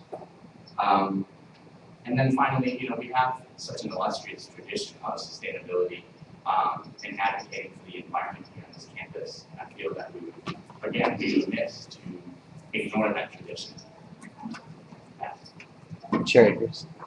Yeah, so I wanted to offer my support for this presentation, the Sustainability Committee, and I wanted to frame this in regards to my role as chair and to just kind of highlight some of the points that Representative Higgins said. There are so many committees that could fall under my committee's term diversity. I mean, if you really want to be very broad about it, all registered student organizations could fall under diversity. However, they don't all have the capacity to coordinate with each other. They don't all have the capacity to talk to each other, to do these type of grassroots campaigns. But my committee has the ability to do that. I cannot name how many times RSOs have come into come into diversity committee to talk about what they're doing. Most of my committee members wouldn't know half the things that RSOs are putting on if it wasn't for written-ized work in reaching out to them. No one would know about the Campus Women's Center fashion show or self-defense class tonight if diversity committee wasn't there to provide a forum and a voice for those different RSO student organizations. And so I think that that's so fundamental. Every week we almost have one RSO coming in to talk about how diversity committee can collaborate with them. And most importantly, they look to Britt and I, and also Hannah Kinsella, who's the secretary, as role models, as people who have resources for administration. Some RSOs might be scared to go into meetings with David Williams by themselves, but Britt and I have developed a great relationship with David Williams, and he's putting on a Women of Color Summit for us in Diversity Week. We are seen as people who are role models and can help them in their efforts. So I think it's so important to have that. We have so much shared governance in that power, and I just want to express that diversity committee is, I would say, the driving force behind many RSO student organizations' issues and their goals. We are able to legitimize those goals and say, hey, ASM backs that up. Can you help us? When we go into meetings with David Williams, we're able to pull in other voices that I don't think otherwise can happen. So I just wanted to say that I think it's so important. I don't think that individual RSOs have the time or the capacity to do the work that a grassroots ASM committee does. And yeah, so I wanted to just affirm my support for the creation of the sustainability. Vice Chair Giannopoulos. Yeah, so I think that sustainability is a really important issue, and we should all be thinking about that in one regard or another. But I'd kind of like to talk about funds first. So I kind of see this as a double dipping in student funds. So not only do we pay for ripping up the sidewalk when unions being redone, but we also pay for GSSF groups that work on a bunch of these issues as well. So we, as students, pay for FHK, we pay for Whisper, and They are currently funded by student segregated fees. And I believe that we're spending money twice on the same thing. And I think that that's a disservice to students, spending money on two things when we could all just work on them through the RSOs that we already give money to through the GSSS. I think we should actually look to 17th session. Chair McNally brought up when they voted on it on April 27th, I believe, of their last meeting, and they voted down the Sustainability Committee for some of the same reasons that I have.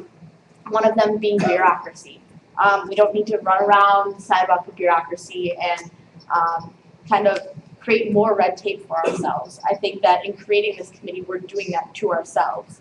I think that we should be able to work together as student organizations within this building. We have this mechanism in this building to come together and work on these issues. We don't need a separate committee to do that. University affairs, we could have people, if they want to talk about sustainability issues, go to university affairs and talk about those things, because it does fall under the umbrella of university affairs. I also think that we can work in conjunction with the Office of Sustainability with the mechanisms that we already have in place. So I think that we should, one, not double dip in student funds, and two, not create more red tape for ourselves, because we do that a lot already. So, yeah. Chair McNally. Yeah, so I've done a lot of research on this. I've done Alan. These are just kind of my final thoughts that I wanted to share with you. I have a few concerns. First, I've said it many times, where's the line? The same argument that's being made for diversity committee could easily be made for campus safety. There are plenty of student organizations who work on that issue and who work on different issues regarding our campus. Where is the line on what should be a grassroots committee and what shouldn't? My second is, I met with associate deans, probably associate dean Helmkamp, and we had a long conversation about shared governance, and it kind of got me thinking about this. Why are we creating a grassroots committee when we should be creating a shared governance committee? We should be working to actually have a say in these matters of sustainability instead of taking an opinion on them. I think a lot of times ASM finds itself in a position where we're yelling and screaming and saying, hey, we don't agree with this position, we're annoyed about this, like this wasn't the right decision to make. Instead of yelling about the decision, let's kick down the door and go in the room and actually be a part of the decision itself. And that's really where I'm sitting with this. And so I kind of have a problem with making another grassroots committee when we should be making a shared governance committee. That being said, yeah, I really think those are my two main points. Thanks. Okay, Representative Wheeler. So, I told my roommate, who's completely uninvolved with this, about this idea for a sustainability committee. And I kind of told her the background and kind of asked her, like, what do you think about this? And once she had heard about the Office of Sustainability, essentially, and the fact that RSOs work in sustainability, the conclusion she came to in 10 minutes this morning while I ate my cereal was that it would be redundant. In the course of our discussion, I think that actually she came to the wrong conclusion in this way. If having this committee as a part of ASM was redundant, then there is no reason for us to have a diversity committee that's also a grassroots committee.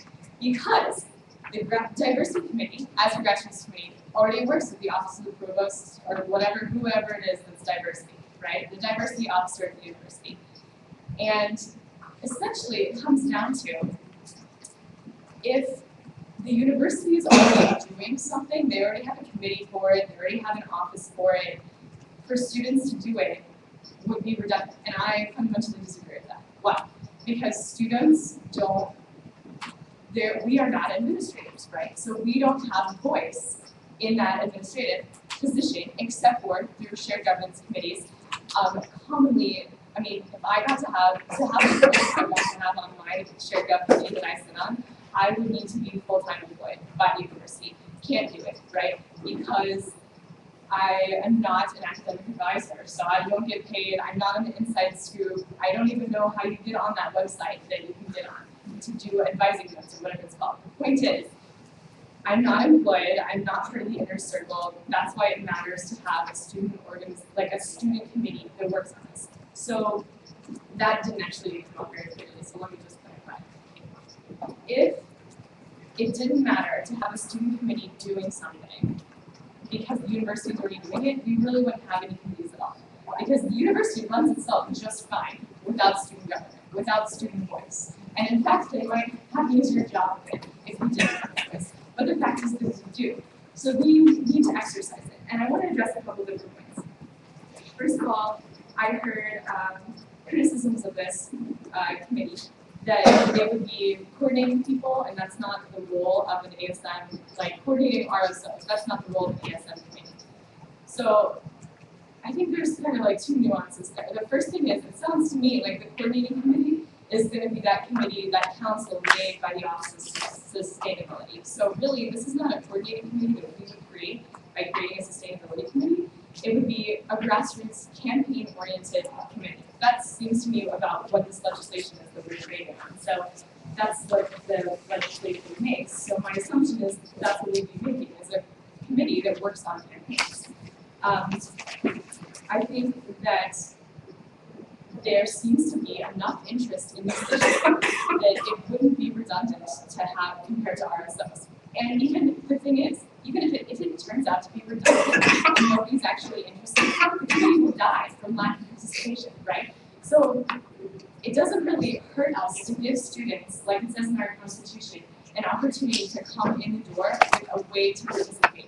And I think it's laughable to say that RSOs have the same voice with administrators that ASM does. That is just not true. You know it isn't, because most students are not even aware that you who are leaders on this committee have a weekly meeting with an admin. You think the fact that administrators listen to you for hours on end in a given week is like normal for regular students? No, it is not. It is an extreme privilege, a remarkable privilege that most universities don't have anything like that. So this is to give our name to ASM, to have a committee that's related to sustainability is a big deal. So that's why we have to debate this and consider this legislation, right? It would be a big deal to put our name on it, but I think that we should, because I think it gives students a voice. Another thing is that this question of like, where's the bar for what gets to have a committee and what doesn't? I think it's a really good question. I think one of the points you brought up, campus safety, is a perfect example. Why don't we have a campus safety committee within ASM? Because it's already being able to be effectively addressed within university affairs and as a campaign. Is sustainability being addressed within university affairs or as a campaign? No. So we're not effectively speaking into this issue with the means we already have. That's a contrast to campus safety. That's what we need to say. An additional argument was that we'd be double dipping because we're already paying RSOs who are GSSF or GS groups that get money to do campaigns. Well, I thought that was a really good argument until Representative Higgins, supporter of this sponsor of this legislation, said groups that are GSSF funded focus on student services, right? That's the purpose of it, to focus on student services. Is it a student service to have the ability to walk in and have a meeting with an administrator? No, it isn't. So I think that the fundamental purpose and goal of RSOs and an ASM committee are different. And that's why it's worthwhile to establish something that is distinct in that manner. And then the aspect of having to pay the chair. Is it reasonable to do that or not? I think one of the speakers who spoke during open forum really hit the nail on the head. Volunteers can only do so much. I'm already concerned about a lot of students on this body having enough time to do their schoolwork and do ASM things, as well as some of you hold the jobs too. It blows my mind. I think that what the work that you do, most of you, is worth being paid. I know that not all of us are paid, only really the leaders, and that's the best we can do at this point, right? But I think in order to really have the job be done well, it should be compensated. And the sustainability committee is very similar to diversity committee, and then it runs campaigns and interacts with with administrators on campus. It makes sense to fund a shared jet at the same level. So finally, I think the biggest reason why we should do this is that there's student interest. And you know, I'm not, I totally agree that sustainability is a buzzword, just like diversity was a buzzword 10 to 15 years ago. Well, what happened to diversity? We got a campus leader who's in charge of it, and we have a campus committee in ASM that works on it. So we are able to go from buzzword to like real campaigns that we're working on, like roof burning. And I think that that same thing can happen with sustainability. Someone was telling me that like even though we recycle on campus, technically we recycle, none of that stuff actually gets recycled. I don't know if that's true, but if it is, I think it would be really interesting to have a committee within ASM be able to like gather students, help them become informed, and help them participate in the administrative process of the university. Because I know that that is why I got elected. That's why I got interested in ASM, right? Was that I wanted to be able to learn how students can become part of that shared governance conversation. And you get a foot in the door because you are an elected member of a representative body. And that's why we need a sustainability committee that is part of ASM, not just an RSO, not just a council that's housed under an administrative office, but an ASM committee on sustainability. So with that, if I urge you to vote for this, I think it's worth giving it a try. If it really is redundant, if there really isn't enough student interest, it will die of its own accord, and it won't be a problem. So, I mean, there's things in our, and it seems like there are things in our bylaws that have gotten interesting in the past and died because of lack of student interest. So I think that's a natural process that happens in administrative. But clearly there's student interest. Let's try it. There's a need. Let's study. Sure, kid.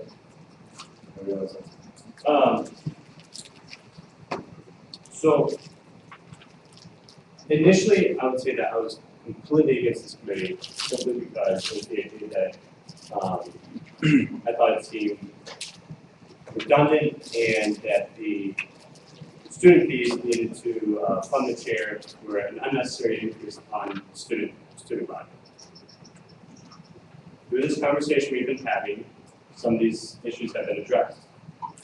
12.4 cents per student really isn't that much money. And that seems to be kind of allay that issue for myself. There also seems, I mean, I firmly believe that people need to be incentivized. As an economist, people need to be incentivized to get things done. I'm all for paying people more money to make sure that they do the job well. So I would be for that. I guess my chief concern that still arises is the fact that this committee would be still slightly redundant in my mind. And here's why. There are plenty of RSOs already created, and I know other speakers have addressed this, and that RSOs don't really have carry the same voice that being a representative of ASM or even being the chair of an ASM committee would have in speaking with administration. However, that doesn't stop them from still being able to search out and try to do these efforts. If they're failing, they should come before us and say that they're failing. I think that's what needs to be done. And if they make that concern clear, then I think we should be able to address this and we should commit this. But so far, I have not heard that from the RSOs who are trying to do things that are dealing with sustainability. So I feel like that's one of my chief concerns that still hasn't been addressed. Also, I think that sustainability, as has been spoken to by other speakers, is a non-partisan issue. It's something everybody can agree upon that sustainability is important. It needs to be done. That being said, I can't think of a campaign that a student could uniquely think of that an administrator wouldn't also think of that to bring about sustainability within the university.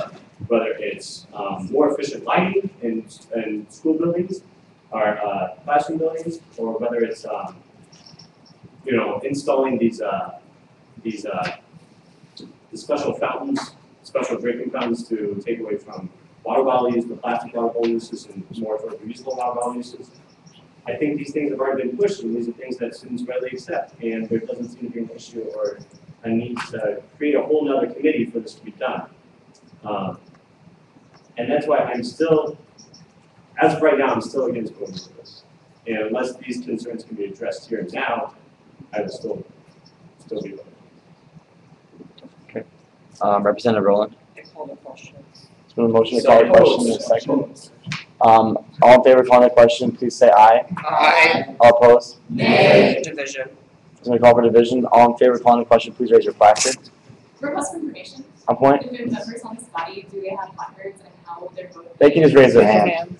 Okay, thank you. Sorry for the inconvenience, guys. So I'm sorry, raise them high. All opposed? Okay, still in debate. We have Representative Hamilton. I guess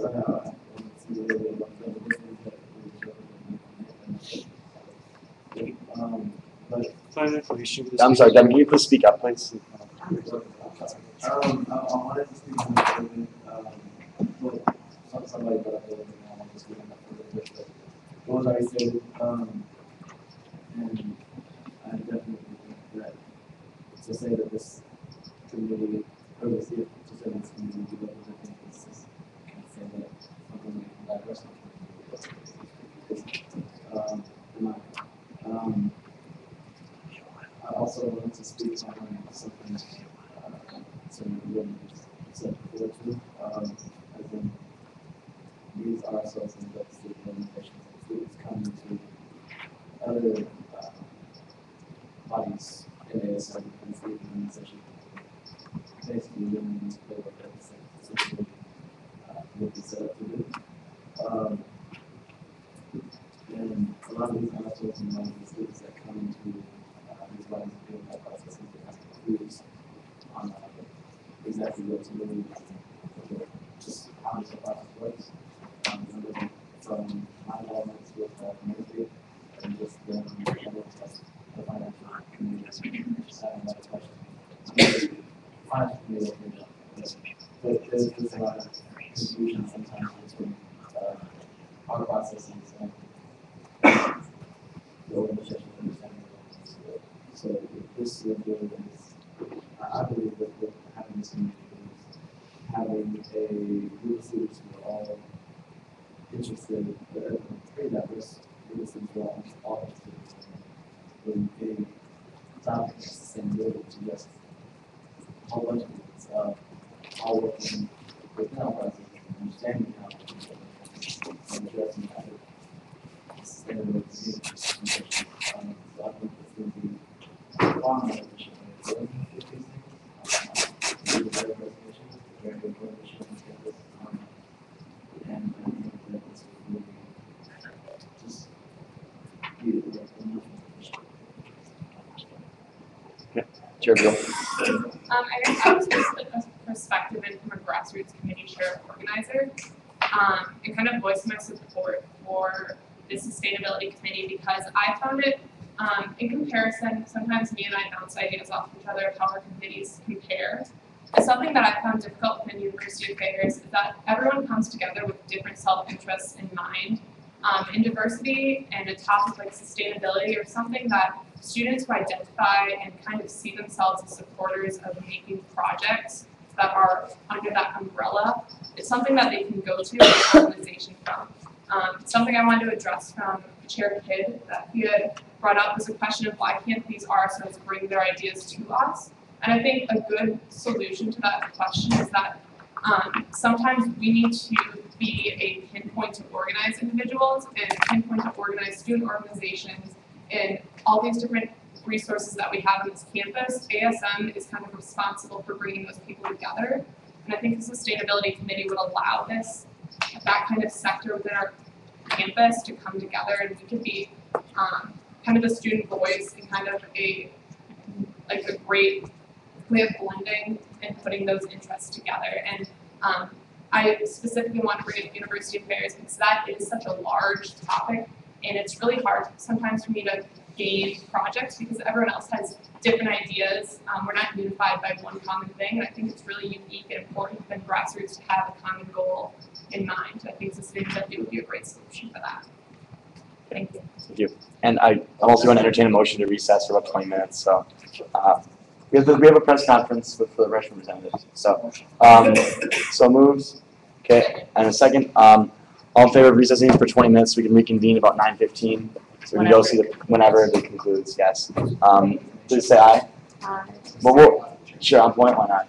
Will the speakers or unspeakers? Yeah, we'll just continue through. Yeah, we'll just recess. So, all in favor, please say aye. Aye. Opposed? Okay. None. We'll reconvene in about 20 minutes. On point? Are these people being sworn in tonight? No, they're not. They're not eligible to be sworn until the first meeting after November 1st. So it'll be 3 weeks still.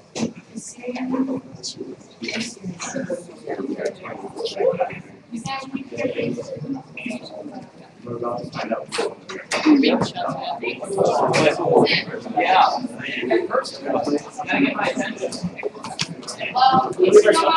Yeah, just do whatever, yeah. No, he's right. He's in the caucus room. Nick, is it in the caucus room? Yeah, that's right. Yep. It's just like, Can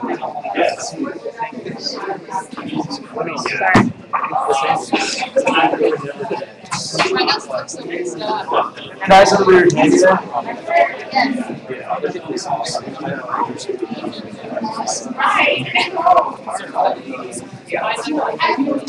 I actually got it.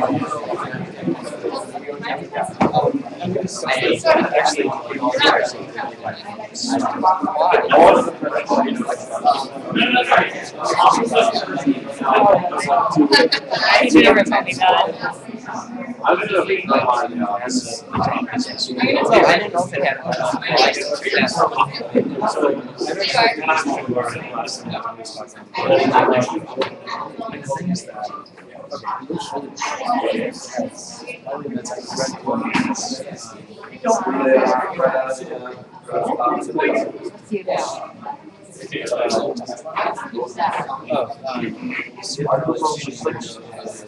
Next week I'm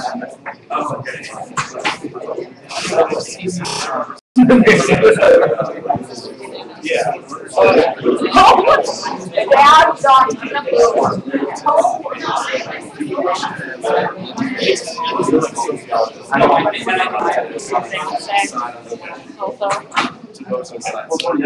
I guess cabling actually. Oh no, like I can see out here.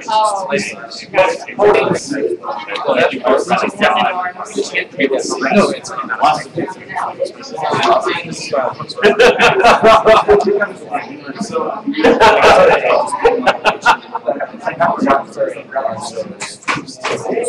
That was wild. 26 is what the hell's going on? Someone for consistency.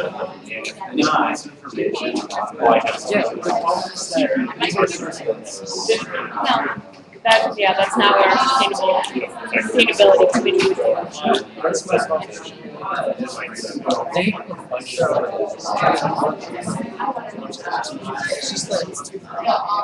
Like when I asked.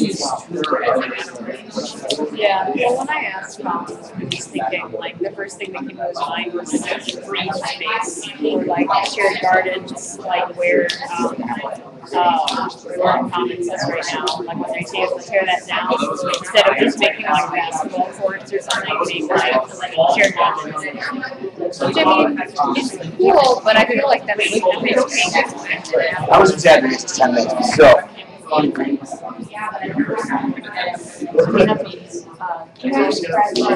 No, I know, but this is No.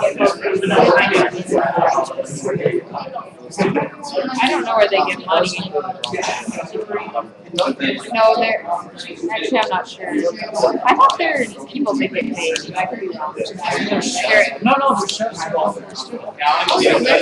They're students, but I'm just saying, they're all interns there, which makes me think that they're paid. Yes. Why don't you go?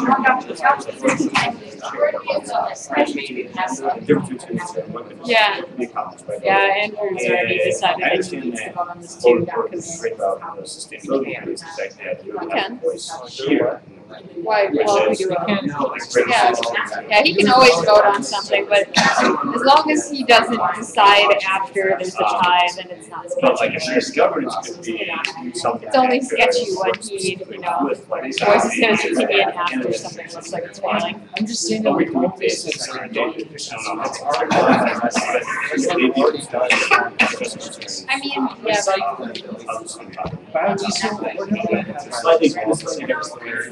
So I mean, I wanted to, so it's basically now, the difference between why we need grassroots compared to competition. Yeah, so. Well, they don't actually do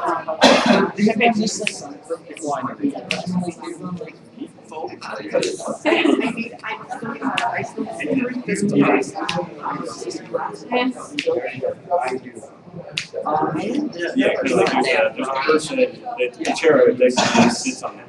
Yeah, no, I just know what this is. Yeah. I know it's going to wake up plus math or engineering department. That's my point though. Why do you think it's gonna become that?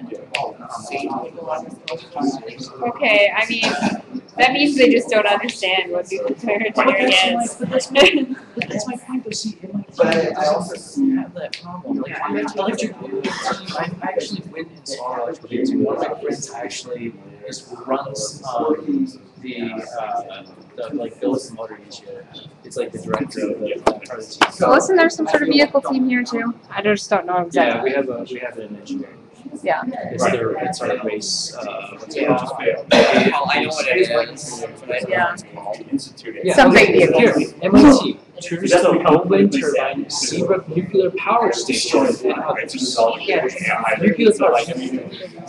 No, of course you would. Yeah. Engineers Without Borders is part of the sustainability. Well, I mean, that's the thing, is they That's only the problem, because they're hurting other students, they'll be hurting in my major. Vehicle team is part of it. Like, this is basically MIT's sustainability. It's basically fully behind. I'm not kidding. Like almost MIT though has people that actually understand what's sustainability at MIT. It's already the argument that not to be responsible. This is sustainability at MIT. Mission platform for students of online faculty and staff council interested in community outreach for the interests of sustainability. This includes was added to a speaker series, knowledge sharing, and community projects for education. Okay, sustainability is MIT's largest community of students interested in sustainability. And the emerging, this is actually really lot to get done. All of these student organizations, SFGS, Save Jet Layers, Sloan Sustainability, Speaker Series, and all this stuff. What? No, it's starting. I mean, I don't know the freshmen anyways, so it's not going to mean anything until I see them here.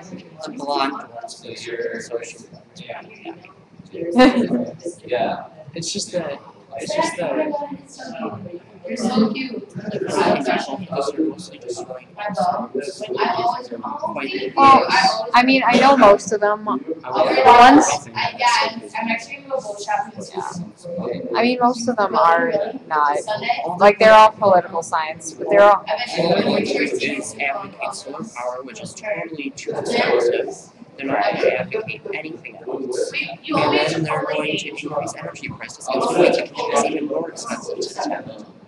Yeah. These people don't understand economics. Right. Or what clean energy means.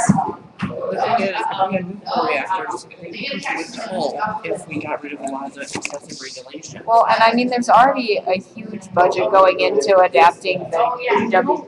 Like it's not like we need to lobby for that. It already happened because of a lawsuit. How much is this the chair? This chair was 80%. What? No, I think that. Oh, Andrew's 100. That one was 80. It was equal as diversity. Well, considering that the it's like 8,000. yeah, it should be 8,000. Considering we're over 10,000 tuition. So yeah. On sustainability, that produced this document, 750 a semester, and the reason it was 750 last semester was to print this beautiful booklet. Like it was all printed. I should make myself committee of the council on presidents, student council presidents. Why don't I just make a committee on that and give myself stupid. I did the work to create a council that wasn't part of ASM, and then I worked to get people elected to this body. And I got people elected to this body who are in favor of the new constitution with the stuff for student councils, and it got voted. For what? Are you running? Are you running for something? Are you a freshman? Yeah. Are you running for a freshman seat? Yeah. That's in the other room. Run! Professor. You want to go over there? Sure. Let's just go. Rich, let's go. Take your tissue box. Can we find Black pizza box? What? It's Rod's. It's a Domino's pizza. They ran out of ink. Yeah, so So I decided I'm gonna do ministry, Okay, summer so college. So basically the fun's going to be just to hear hopefully grant stay in proposals health and ministry. from RSMs. So In addition, that every week we get like I have a Bible study that I got with you. I'm training to be a leader. might have like events. No, this is, okay, so. Yeah, so they basically like describe their No, I grants, want to like, do, you know, detail I what think that we should do something as an. And once a week we we're have a pondering about that about like being representations groups. I think it'd be, after this session, it'll be great, actually, us on business capacity now, And which one by is one. training on how to be, like a leader, as in a leader, as to understand We have what like the a Bible fund means of $250,000 and what it doesn't. to give out So it makes me, I think, and $100,000. with the impact that I feel like I had on people, if they had to listen, it's really a great opportunity. And it'll be good for me, just to be honest. And I so, feel so much more you know, safe, we like, I basically think if I had gone to church. Sick, you're sick? Yeah, I just want the questions to be called so I can go home. And these people just want to keep hearing themselves talk. Fair enough. Yeah. It's kind of how I've been, I've been very humble, and I've been trying to at least think, like, you know, I'm gonna do this. That's very. Yeah, I mean, that, that was a group, and. Yeah. I had a Yeah, really so good like- diversity. You're doing, like, Pretty much. I'm seeing her, I mean, everyone's if saying. they need like, for example, like for a travel agreement, like these are like your main. I was like, seriously? Oh, we're redundant? I'm like, I'm sorry, I just have to do more work in my committee. These things are Exactly. showing your Just. Those basically. Yeah, like, I understand, it's the truth, so understand, like, diversity is like, most groups of us. But I can't say, Is this what you? You didn't care? We can't say. Don't get on me. Well, Me, it's the same thing. I'm They're just gonna like, go- I don't want to be here. I'm staying for this vote. So- And I'm really pissed at some people right now. We can't say, oh, we don't think we should. What is this? Did you, oh, did they tell you the meeting? The vote on? But if we say, well, we don't think it's The an vote on? I education, just got today. I just. then that is. No, I'm actually in it, yeah, like, Allie Generally, asked me to do it, and I was like, I'm down. What's up? Oh, she'll send it to you soon. Okay, yeah, I just sent it back to Liz, oh, no, it's not, I heard this. How much is it gonna cost? What? How much longer? It's a pretty good. A while. And actually, I could. When in December? No, we should talk about that, actually. But, yeah, so, yeah, I just. The process is. She was confident enough to bet on your lineup. She was like, what do you want to bet on? I was like, I don't know, it's lacking in creativity, so it might be too late now to bet anyways, because all of the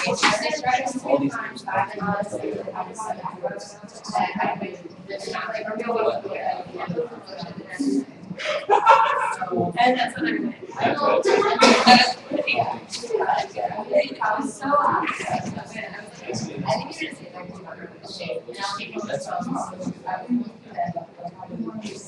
So, yeah, I mean, that's. She said she prayed hard to be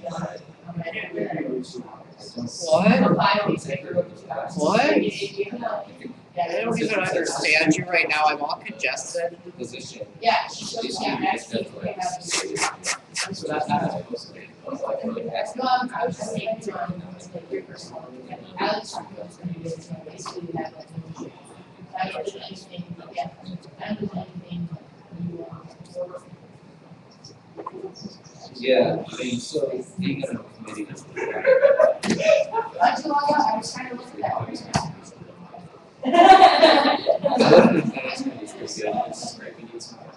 As a grad student. That happened in like 2 minutes. I didn't even see it.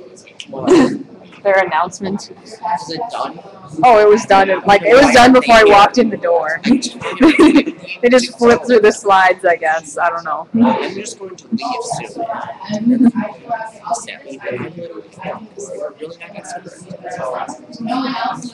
No, I mean it'll come back next week, even if it does get passed right now. I know. So It's like, I just want to kill it now. I need sleep. I do too. Don't join the try team. Obviously, you should. It broke Ron. I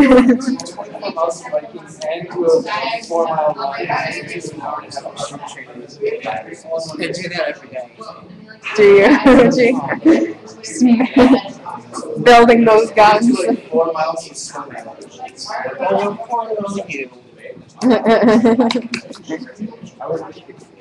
I think doing all of those things might have been a choice. I That wonder could what have. would happen if I just like went like that.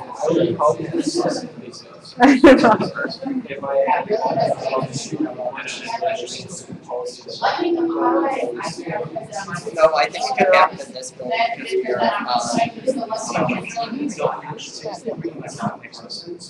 No, I don't think I'm it's not that. sure. Gail said that if you're a lead employee. Ron's not paid. Yeah, so. I'm not sure though. Don't quote me on that. That's what I think Gail said. I'm not positive. I mean, that's what the That doesn't mean that it is allocated. It is technically still allocated. It's still paid. You mean that's the I just give SOC money one? back. But You mean that's the SOC money? yeah, I give my money back. Give it back to ASM? Oh. I don't accept any other than the money that I receive for participating in activities funded by the Are there? I don't know. I want to make that. I want to take it. I want to take it. Yes, I do. Me too. I want to make it to the I want to make it to the account. Okay. No, I want to make it to the direct. I'm not a student. I'll get it. I'll get it. Oh my gosh. Hey guys. Keep it civil. Oh, no, my ankle. Oh, nice stuff. Actually meaning to connect. I would take it. How much is that? It was a little bit lighter than a normal punch. Oh, it's supposed to be like a 10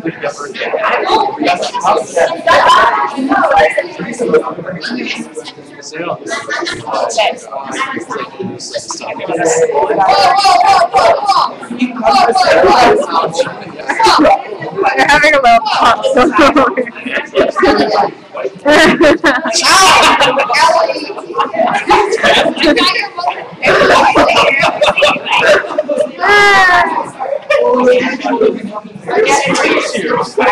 Hey. So Brianna deserves like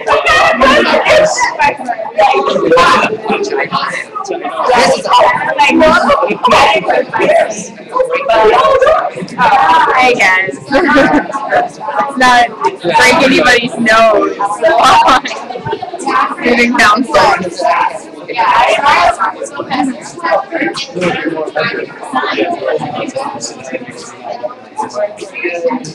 It doesn't really work out.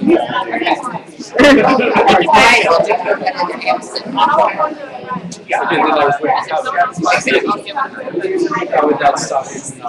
Like I tried something. Some dumps in space. Maybe. I don't know. Like, feel it. I mean, probably depends how much damage was done. Wear it and then how horror movie-esque it went afterwards. I'm thinking of the girl in England that self-doubt herself.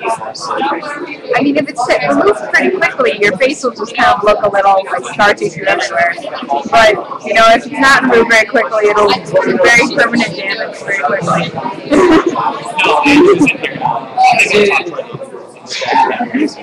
Besides, he's very nasty around. Okay, we're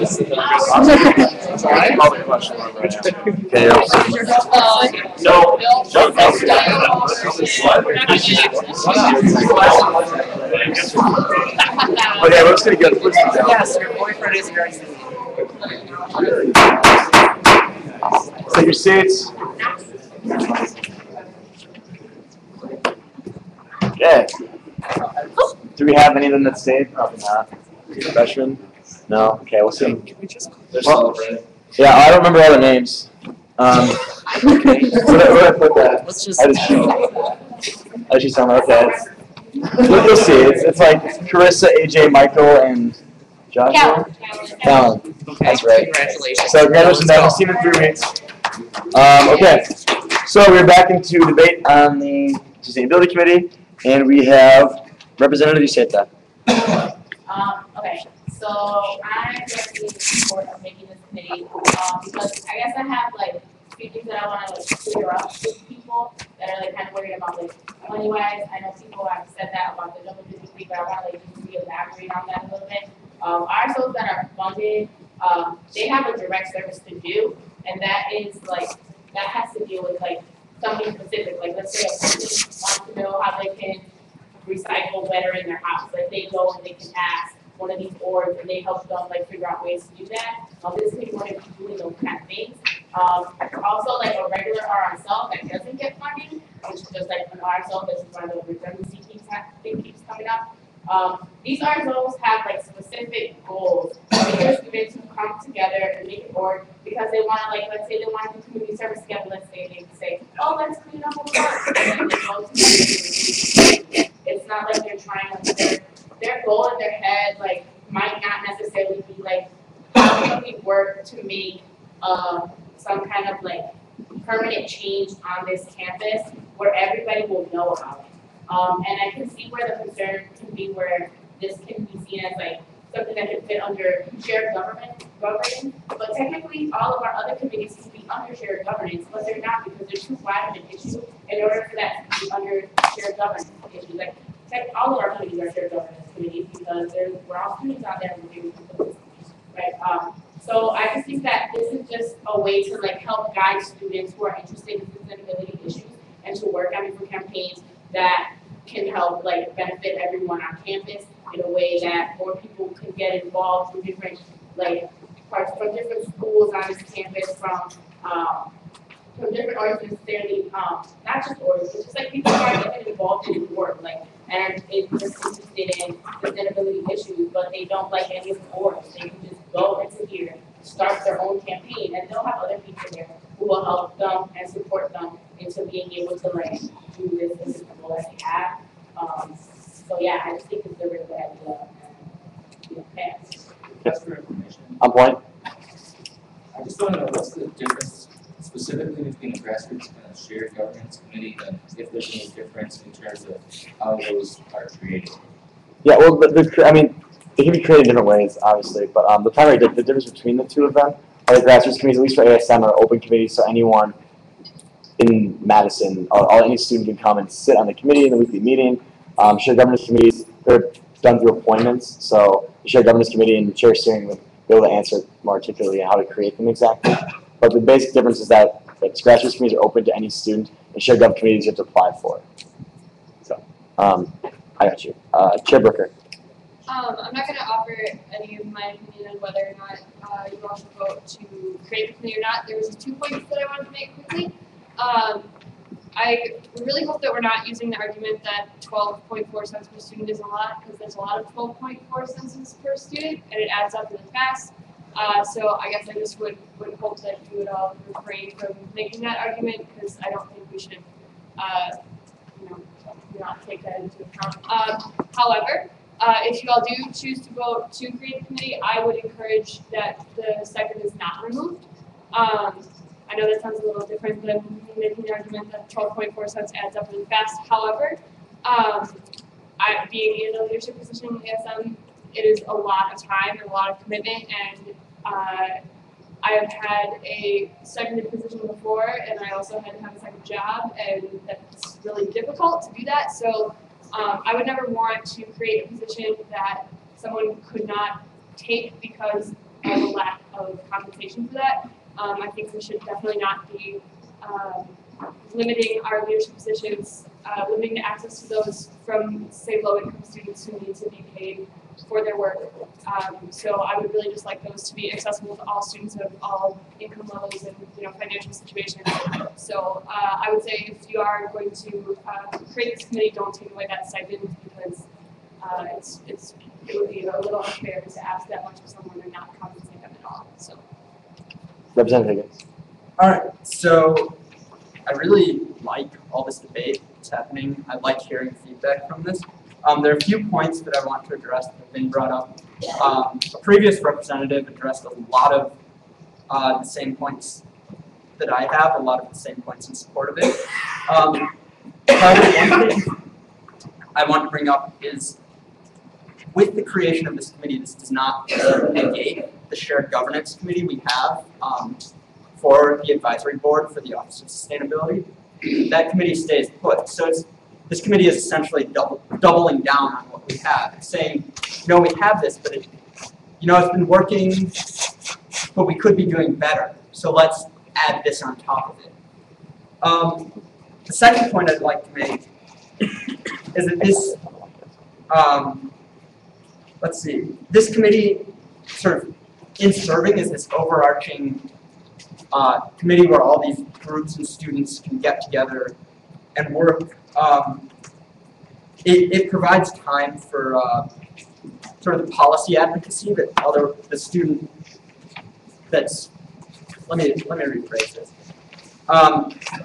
Having this overarching body would give a place for the student orgs and students to advocate for policy that's within either their own moral mission or the mission of the student organization that they don't already have time for. Which I was talking a bit to a representative about this while we were adjourned, and it really from the position of FH King, we do a lot of work, getting food to students, educating students about sustainable living choices. We don't do a lot of policy advocacy for changing the food within the dining services, and that's something that this committee could do.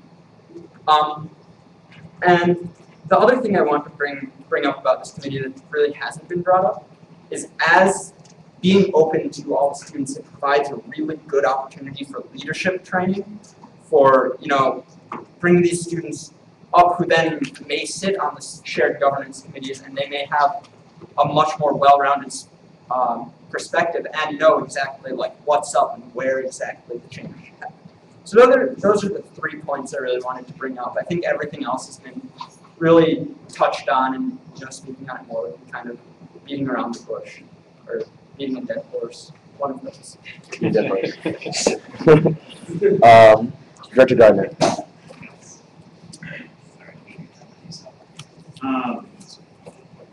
So I actually want to reiterate a point and talk about another capacity in which this committee was discussed. As a former representative talked about it with someone who doesn't really have experience with ASM. So I sit on the Lakeshore Nature Preserve Committee, and this is a shared governance committee that is looking at policy within the Lakeshore Nature Preserve. And as I'm sure you can guess, it can get pretty boring.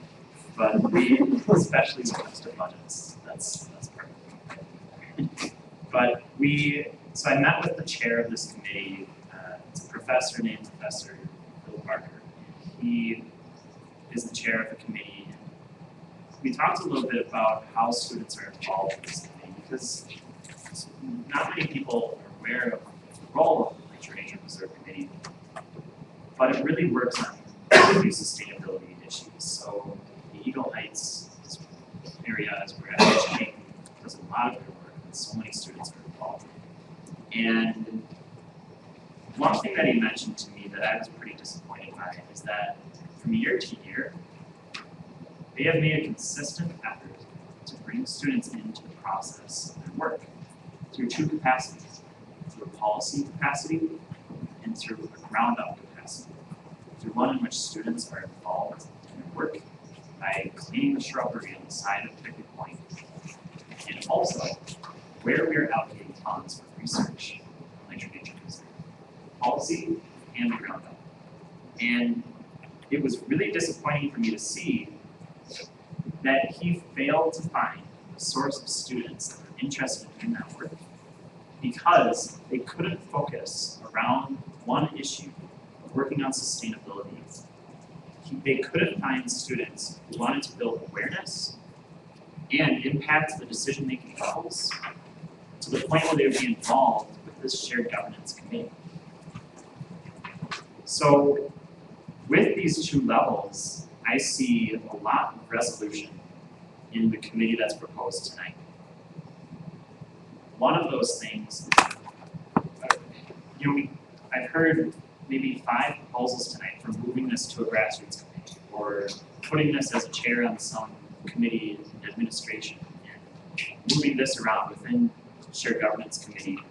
And it seems pretty clear that this committee would clean that up. Put it in one place where we can have a central branch, ASM, working on sustainability. And that's essential to having students who can together work with Lakeshore Nature Preserve, send students to those efforts to lobby in behalf of policy, and to run campaigns to clean up shrubbery. Things like that can be combined and can both work towards the greater good for students on our campus through this committee. Not through creating all these different shared governance avenues in addition to these different RSOs, which, by the way, don't really have the respect of administration that this body does. Arguably, whether that should be the case or not, it is stunning to me, it's consistently stunning to me that Mia can go on a weekly basis and talk to Dana Williams about the issues that her committee is working on, the conversations that they're having that are moving for students on this campus, and then move them to bring their initiatives forward and to take action on them. University affairs, yeah, I was actually pretty upset when someone earlier said, oh, this is something that university affairs can just take on. They passed their 3 campaigns. Their 3 campaigns, campus safety, health, and financial literacy. They passed their 3 campaigns. And sustainability is not one of them. It's disappointing that we argue that, oh, well, they can fit that in.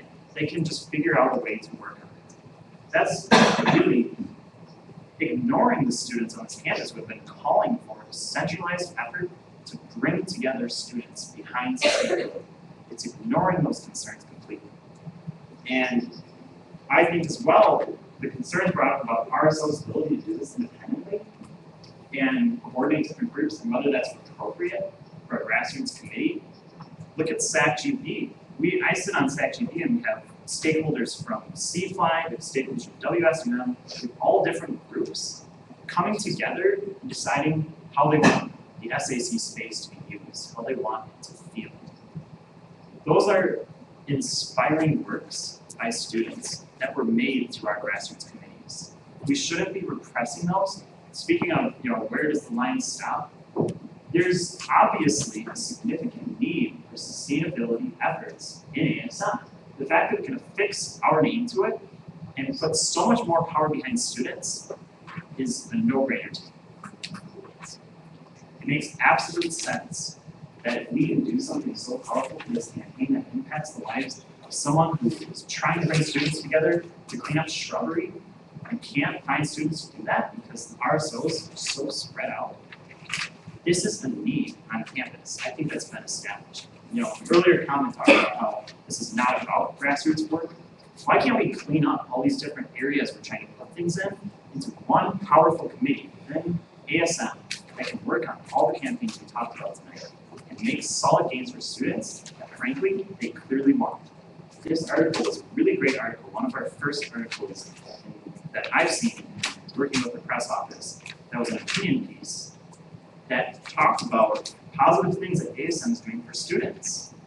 Voter registration was one of them. Campus safety was one of them. And it seems like to encourage more articles like this, to keep, frankly, making my job easier by doing more things that students are really happy that they're working on, we need the creation of this committee. It's absolutely essential and will impact our campus in a way that no creation of other smaller groups can do. So I absolutely support the creation of this. Representative Love? Yeah, I'd like to echo a lot of Press Director Gardner's sentiments there. I think that was really well worded statement of approval for this committee. And I think like the most important thing that this committee could do is strengthen the bridge between the roles of advocacy and organizing skills and shared governance. I think it'd be great to have a shared governance committee as well. But I think that, why just stop at a shared governance committee? Why suggest just a shared governance committee and stop there and not, try to actually to do something that's bigger and better than that? Especially because of what I said, the merger of advocacy and organizing, because you can't advocate for things unless you're organizing people and you have enough support behind it. And I think organizing is a word that sometimes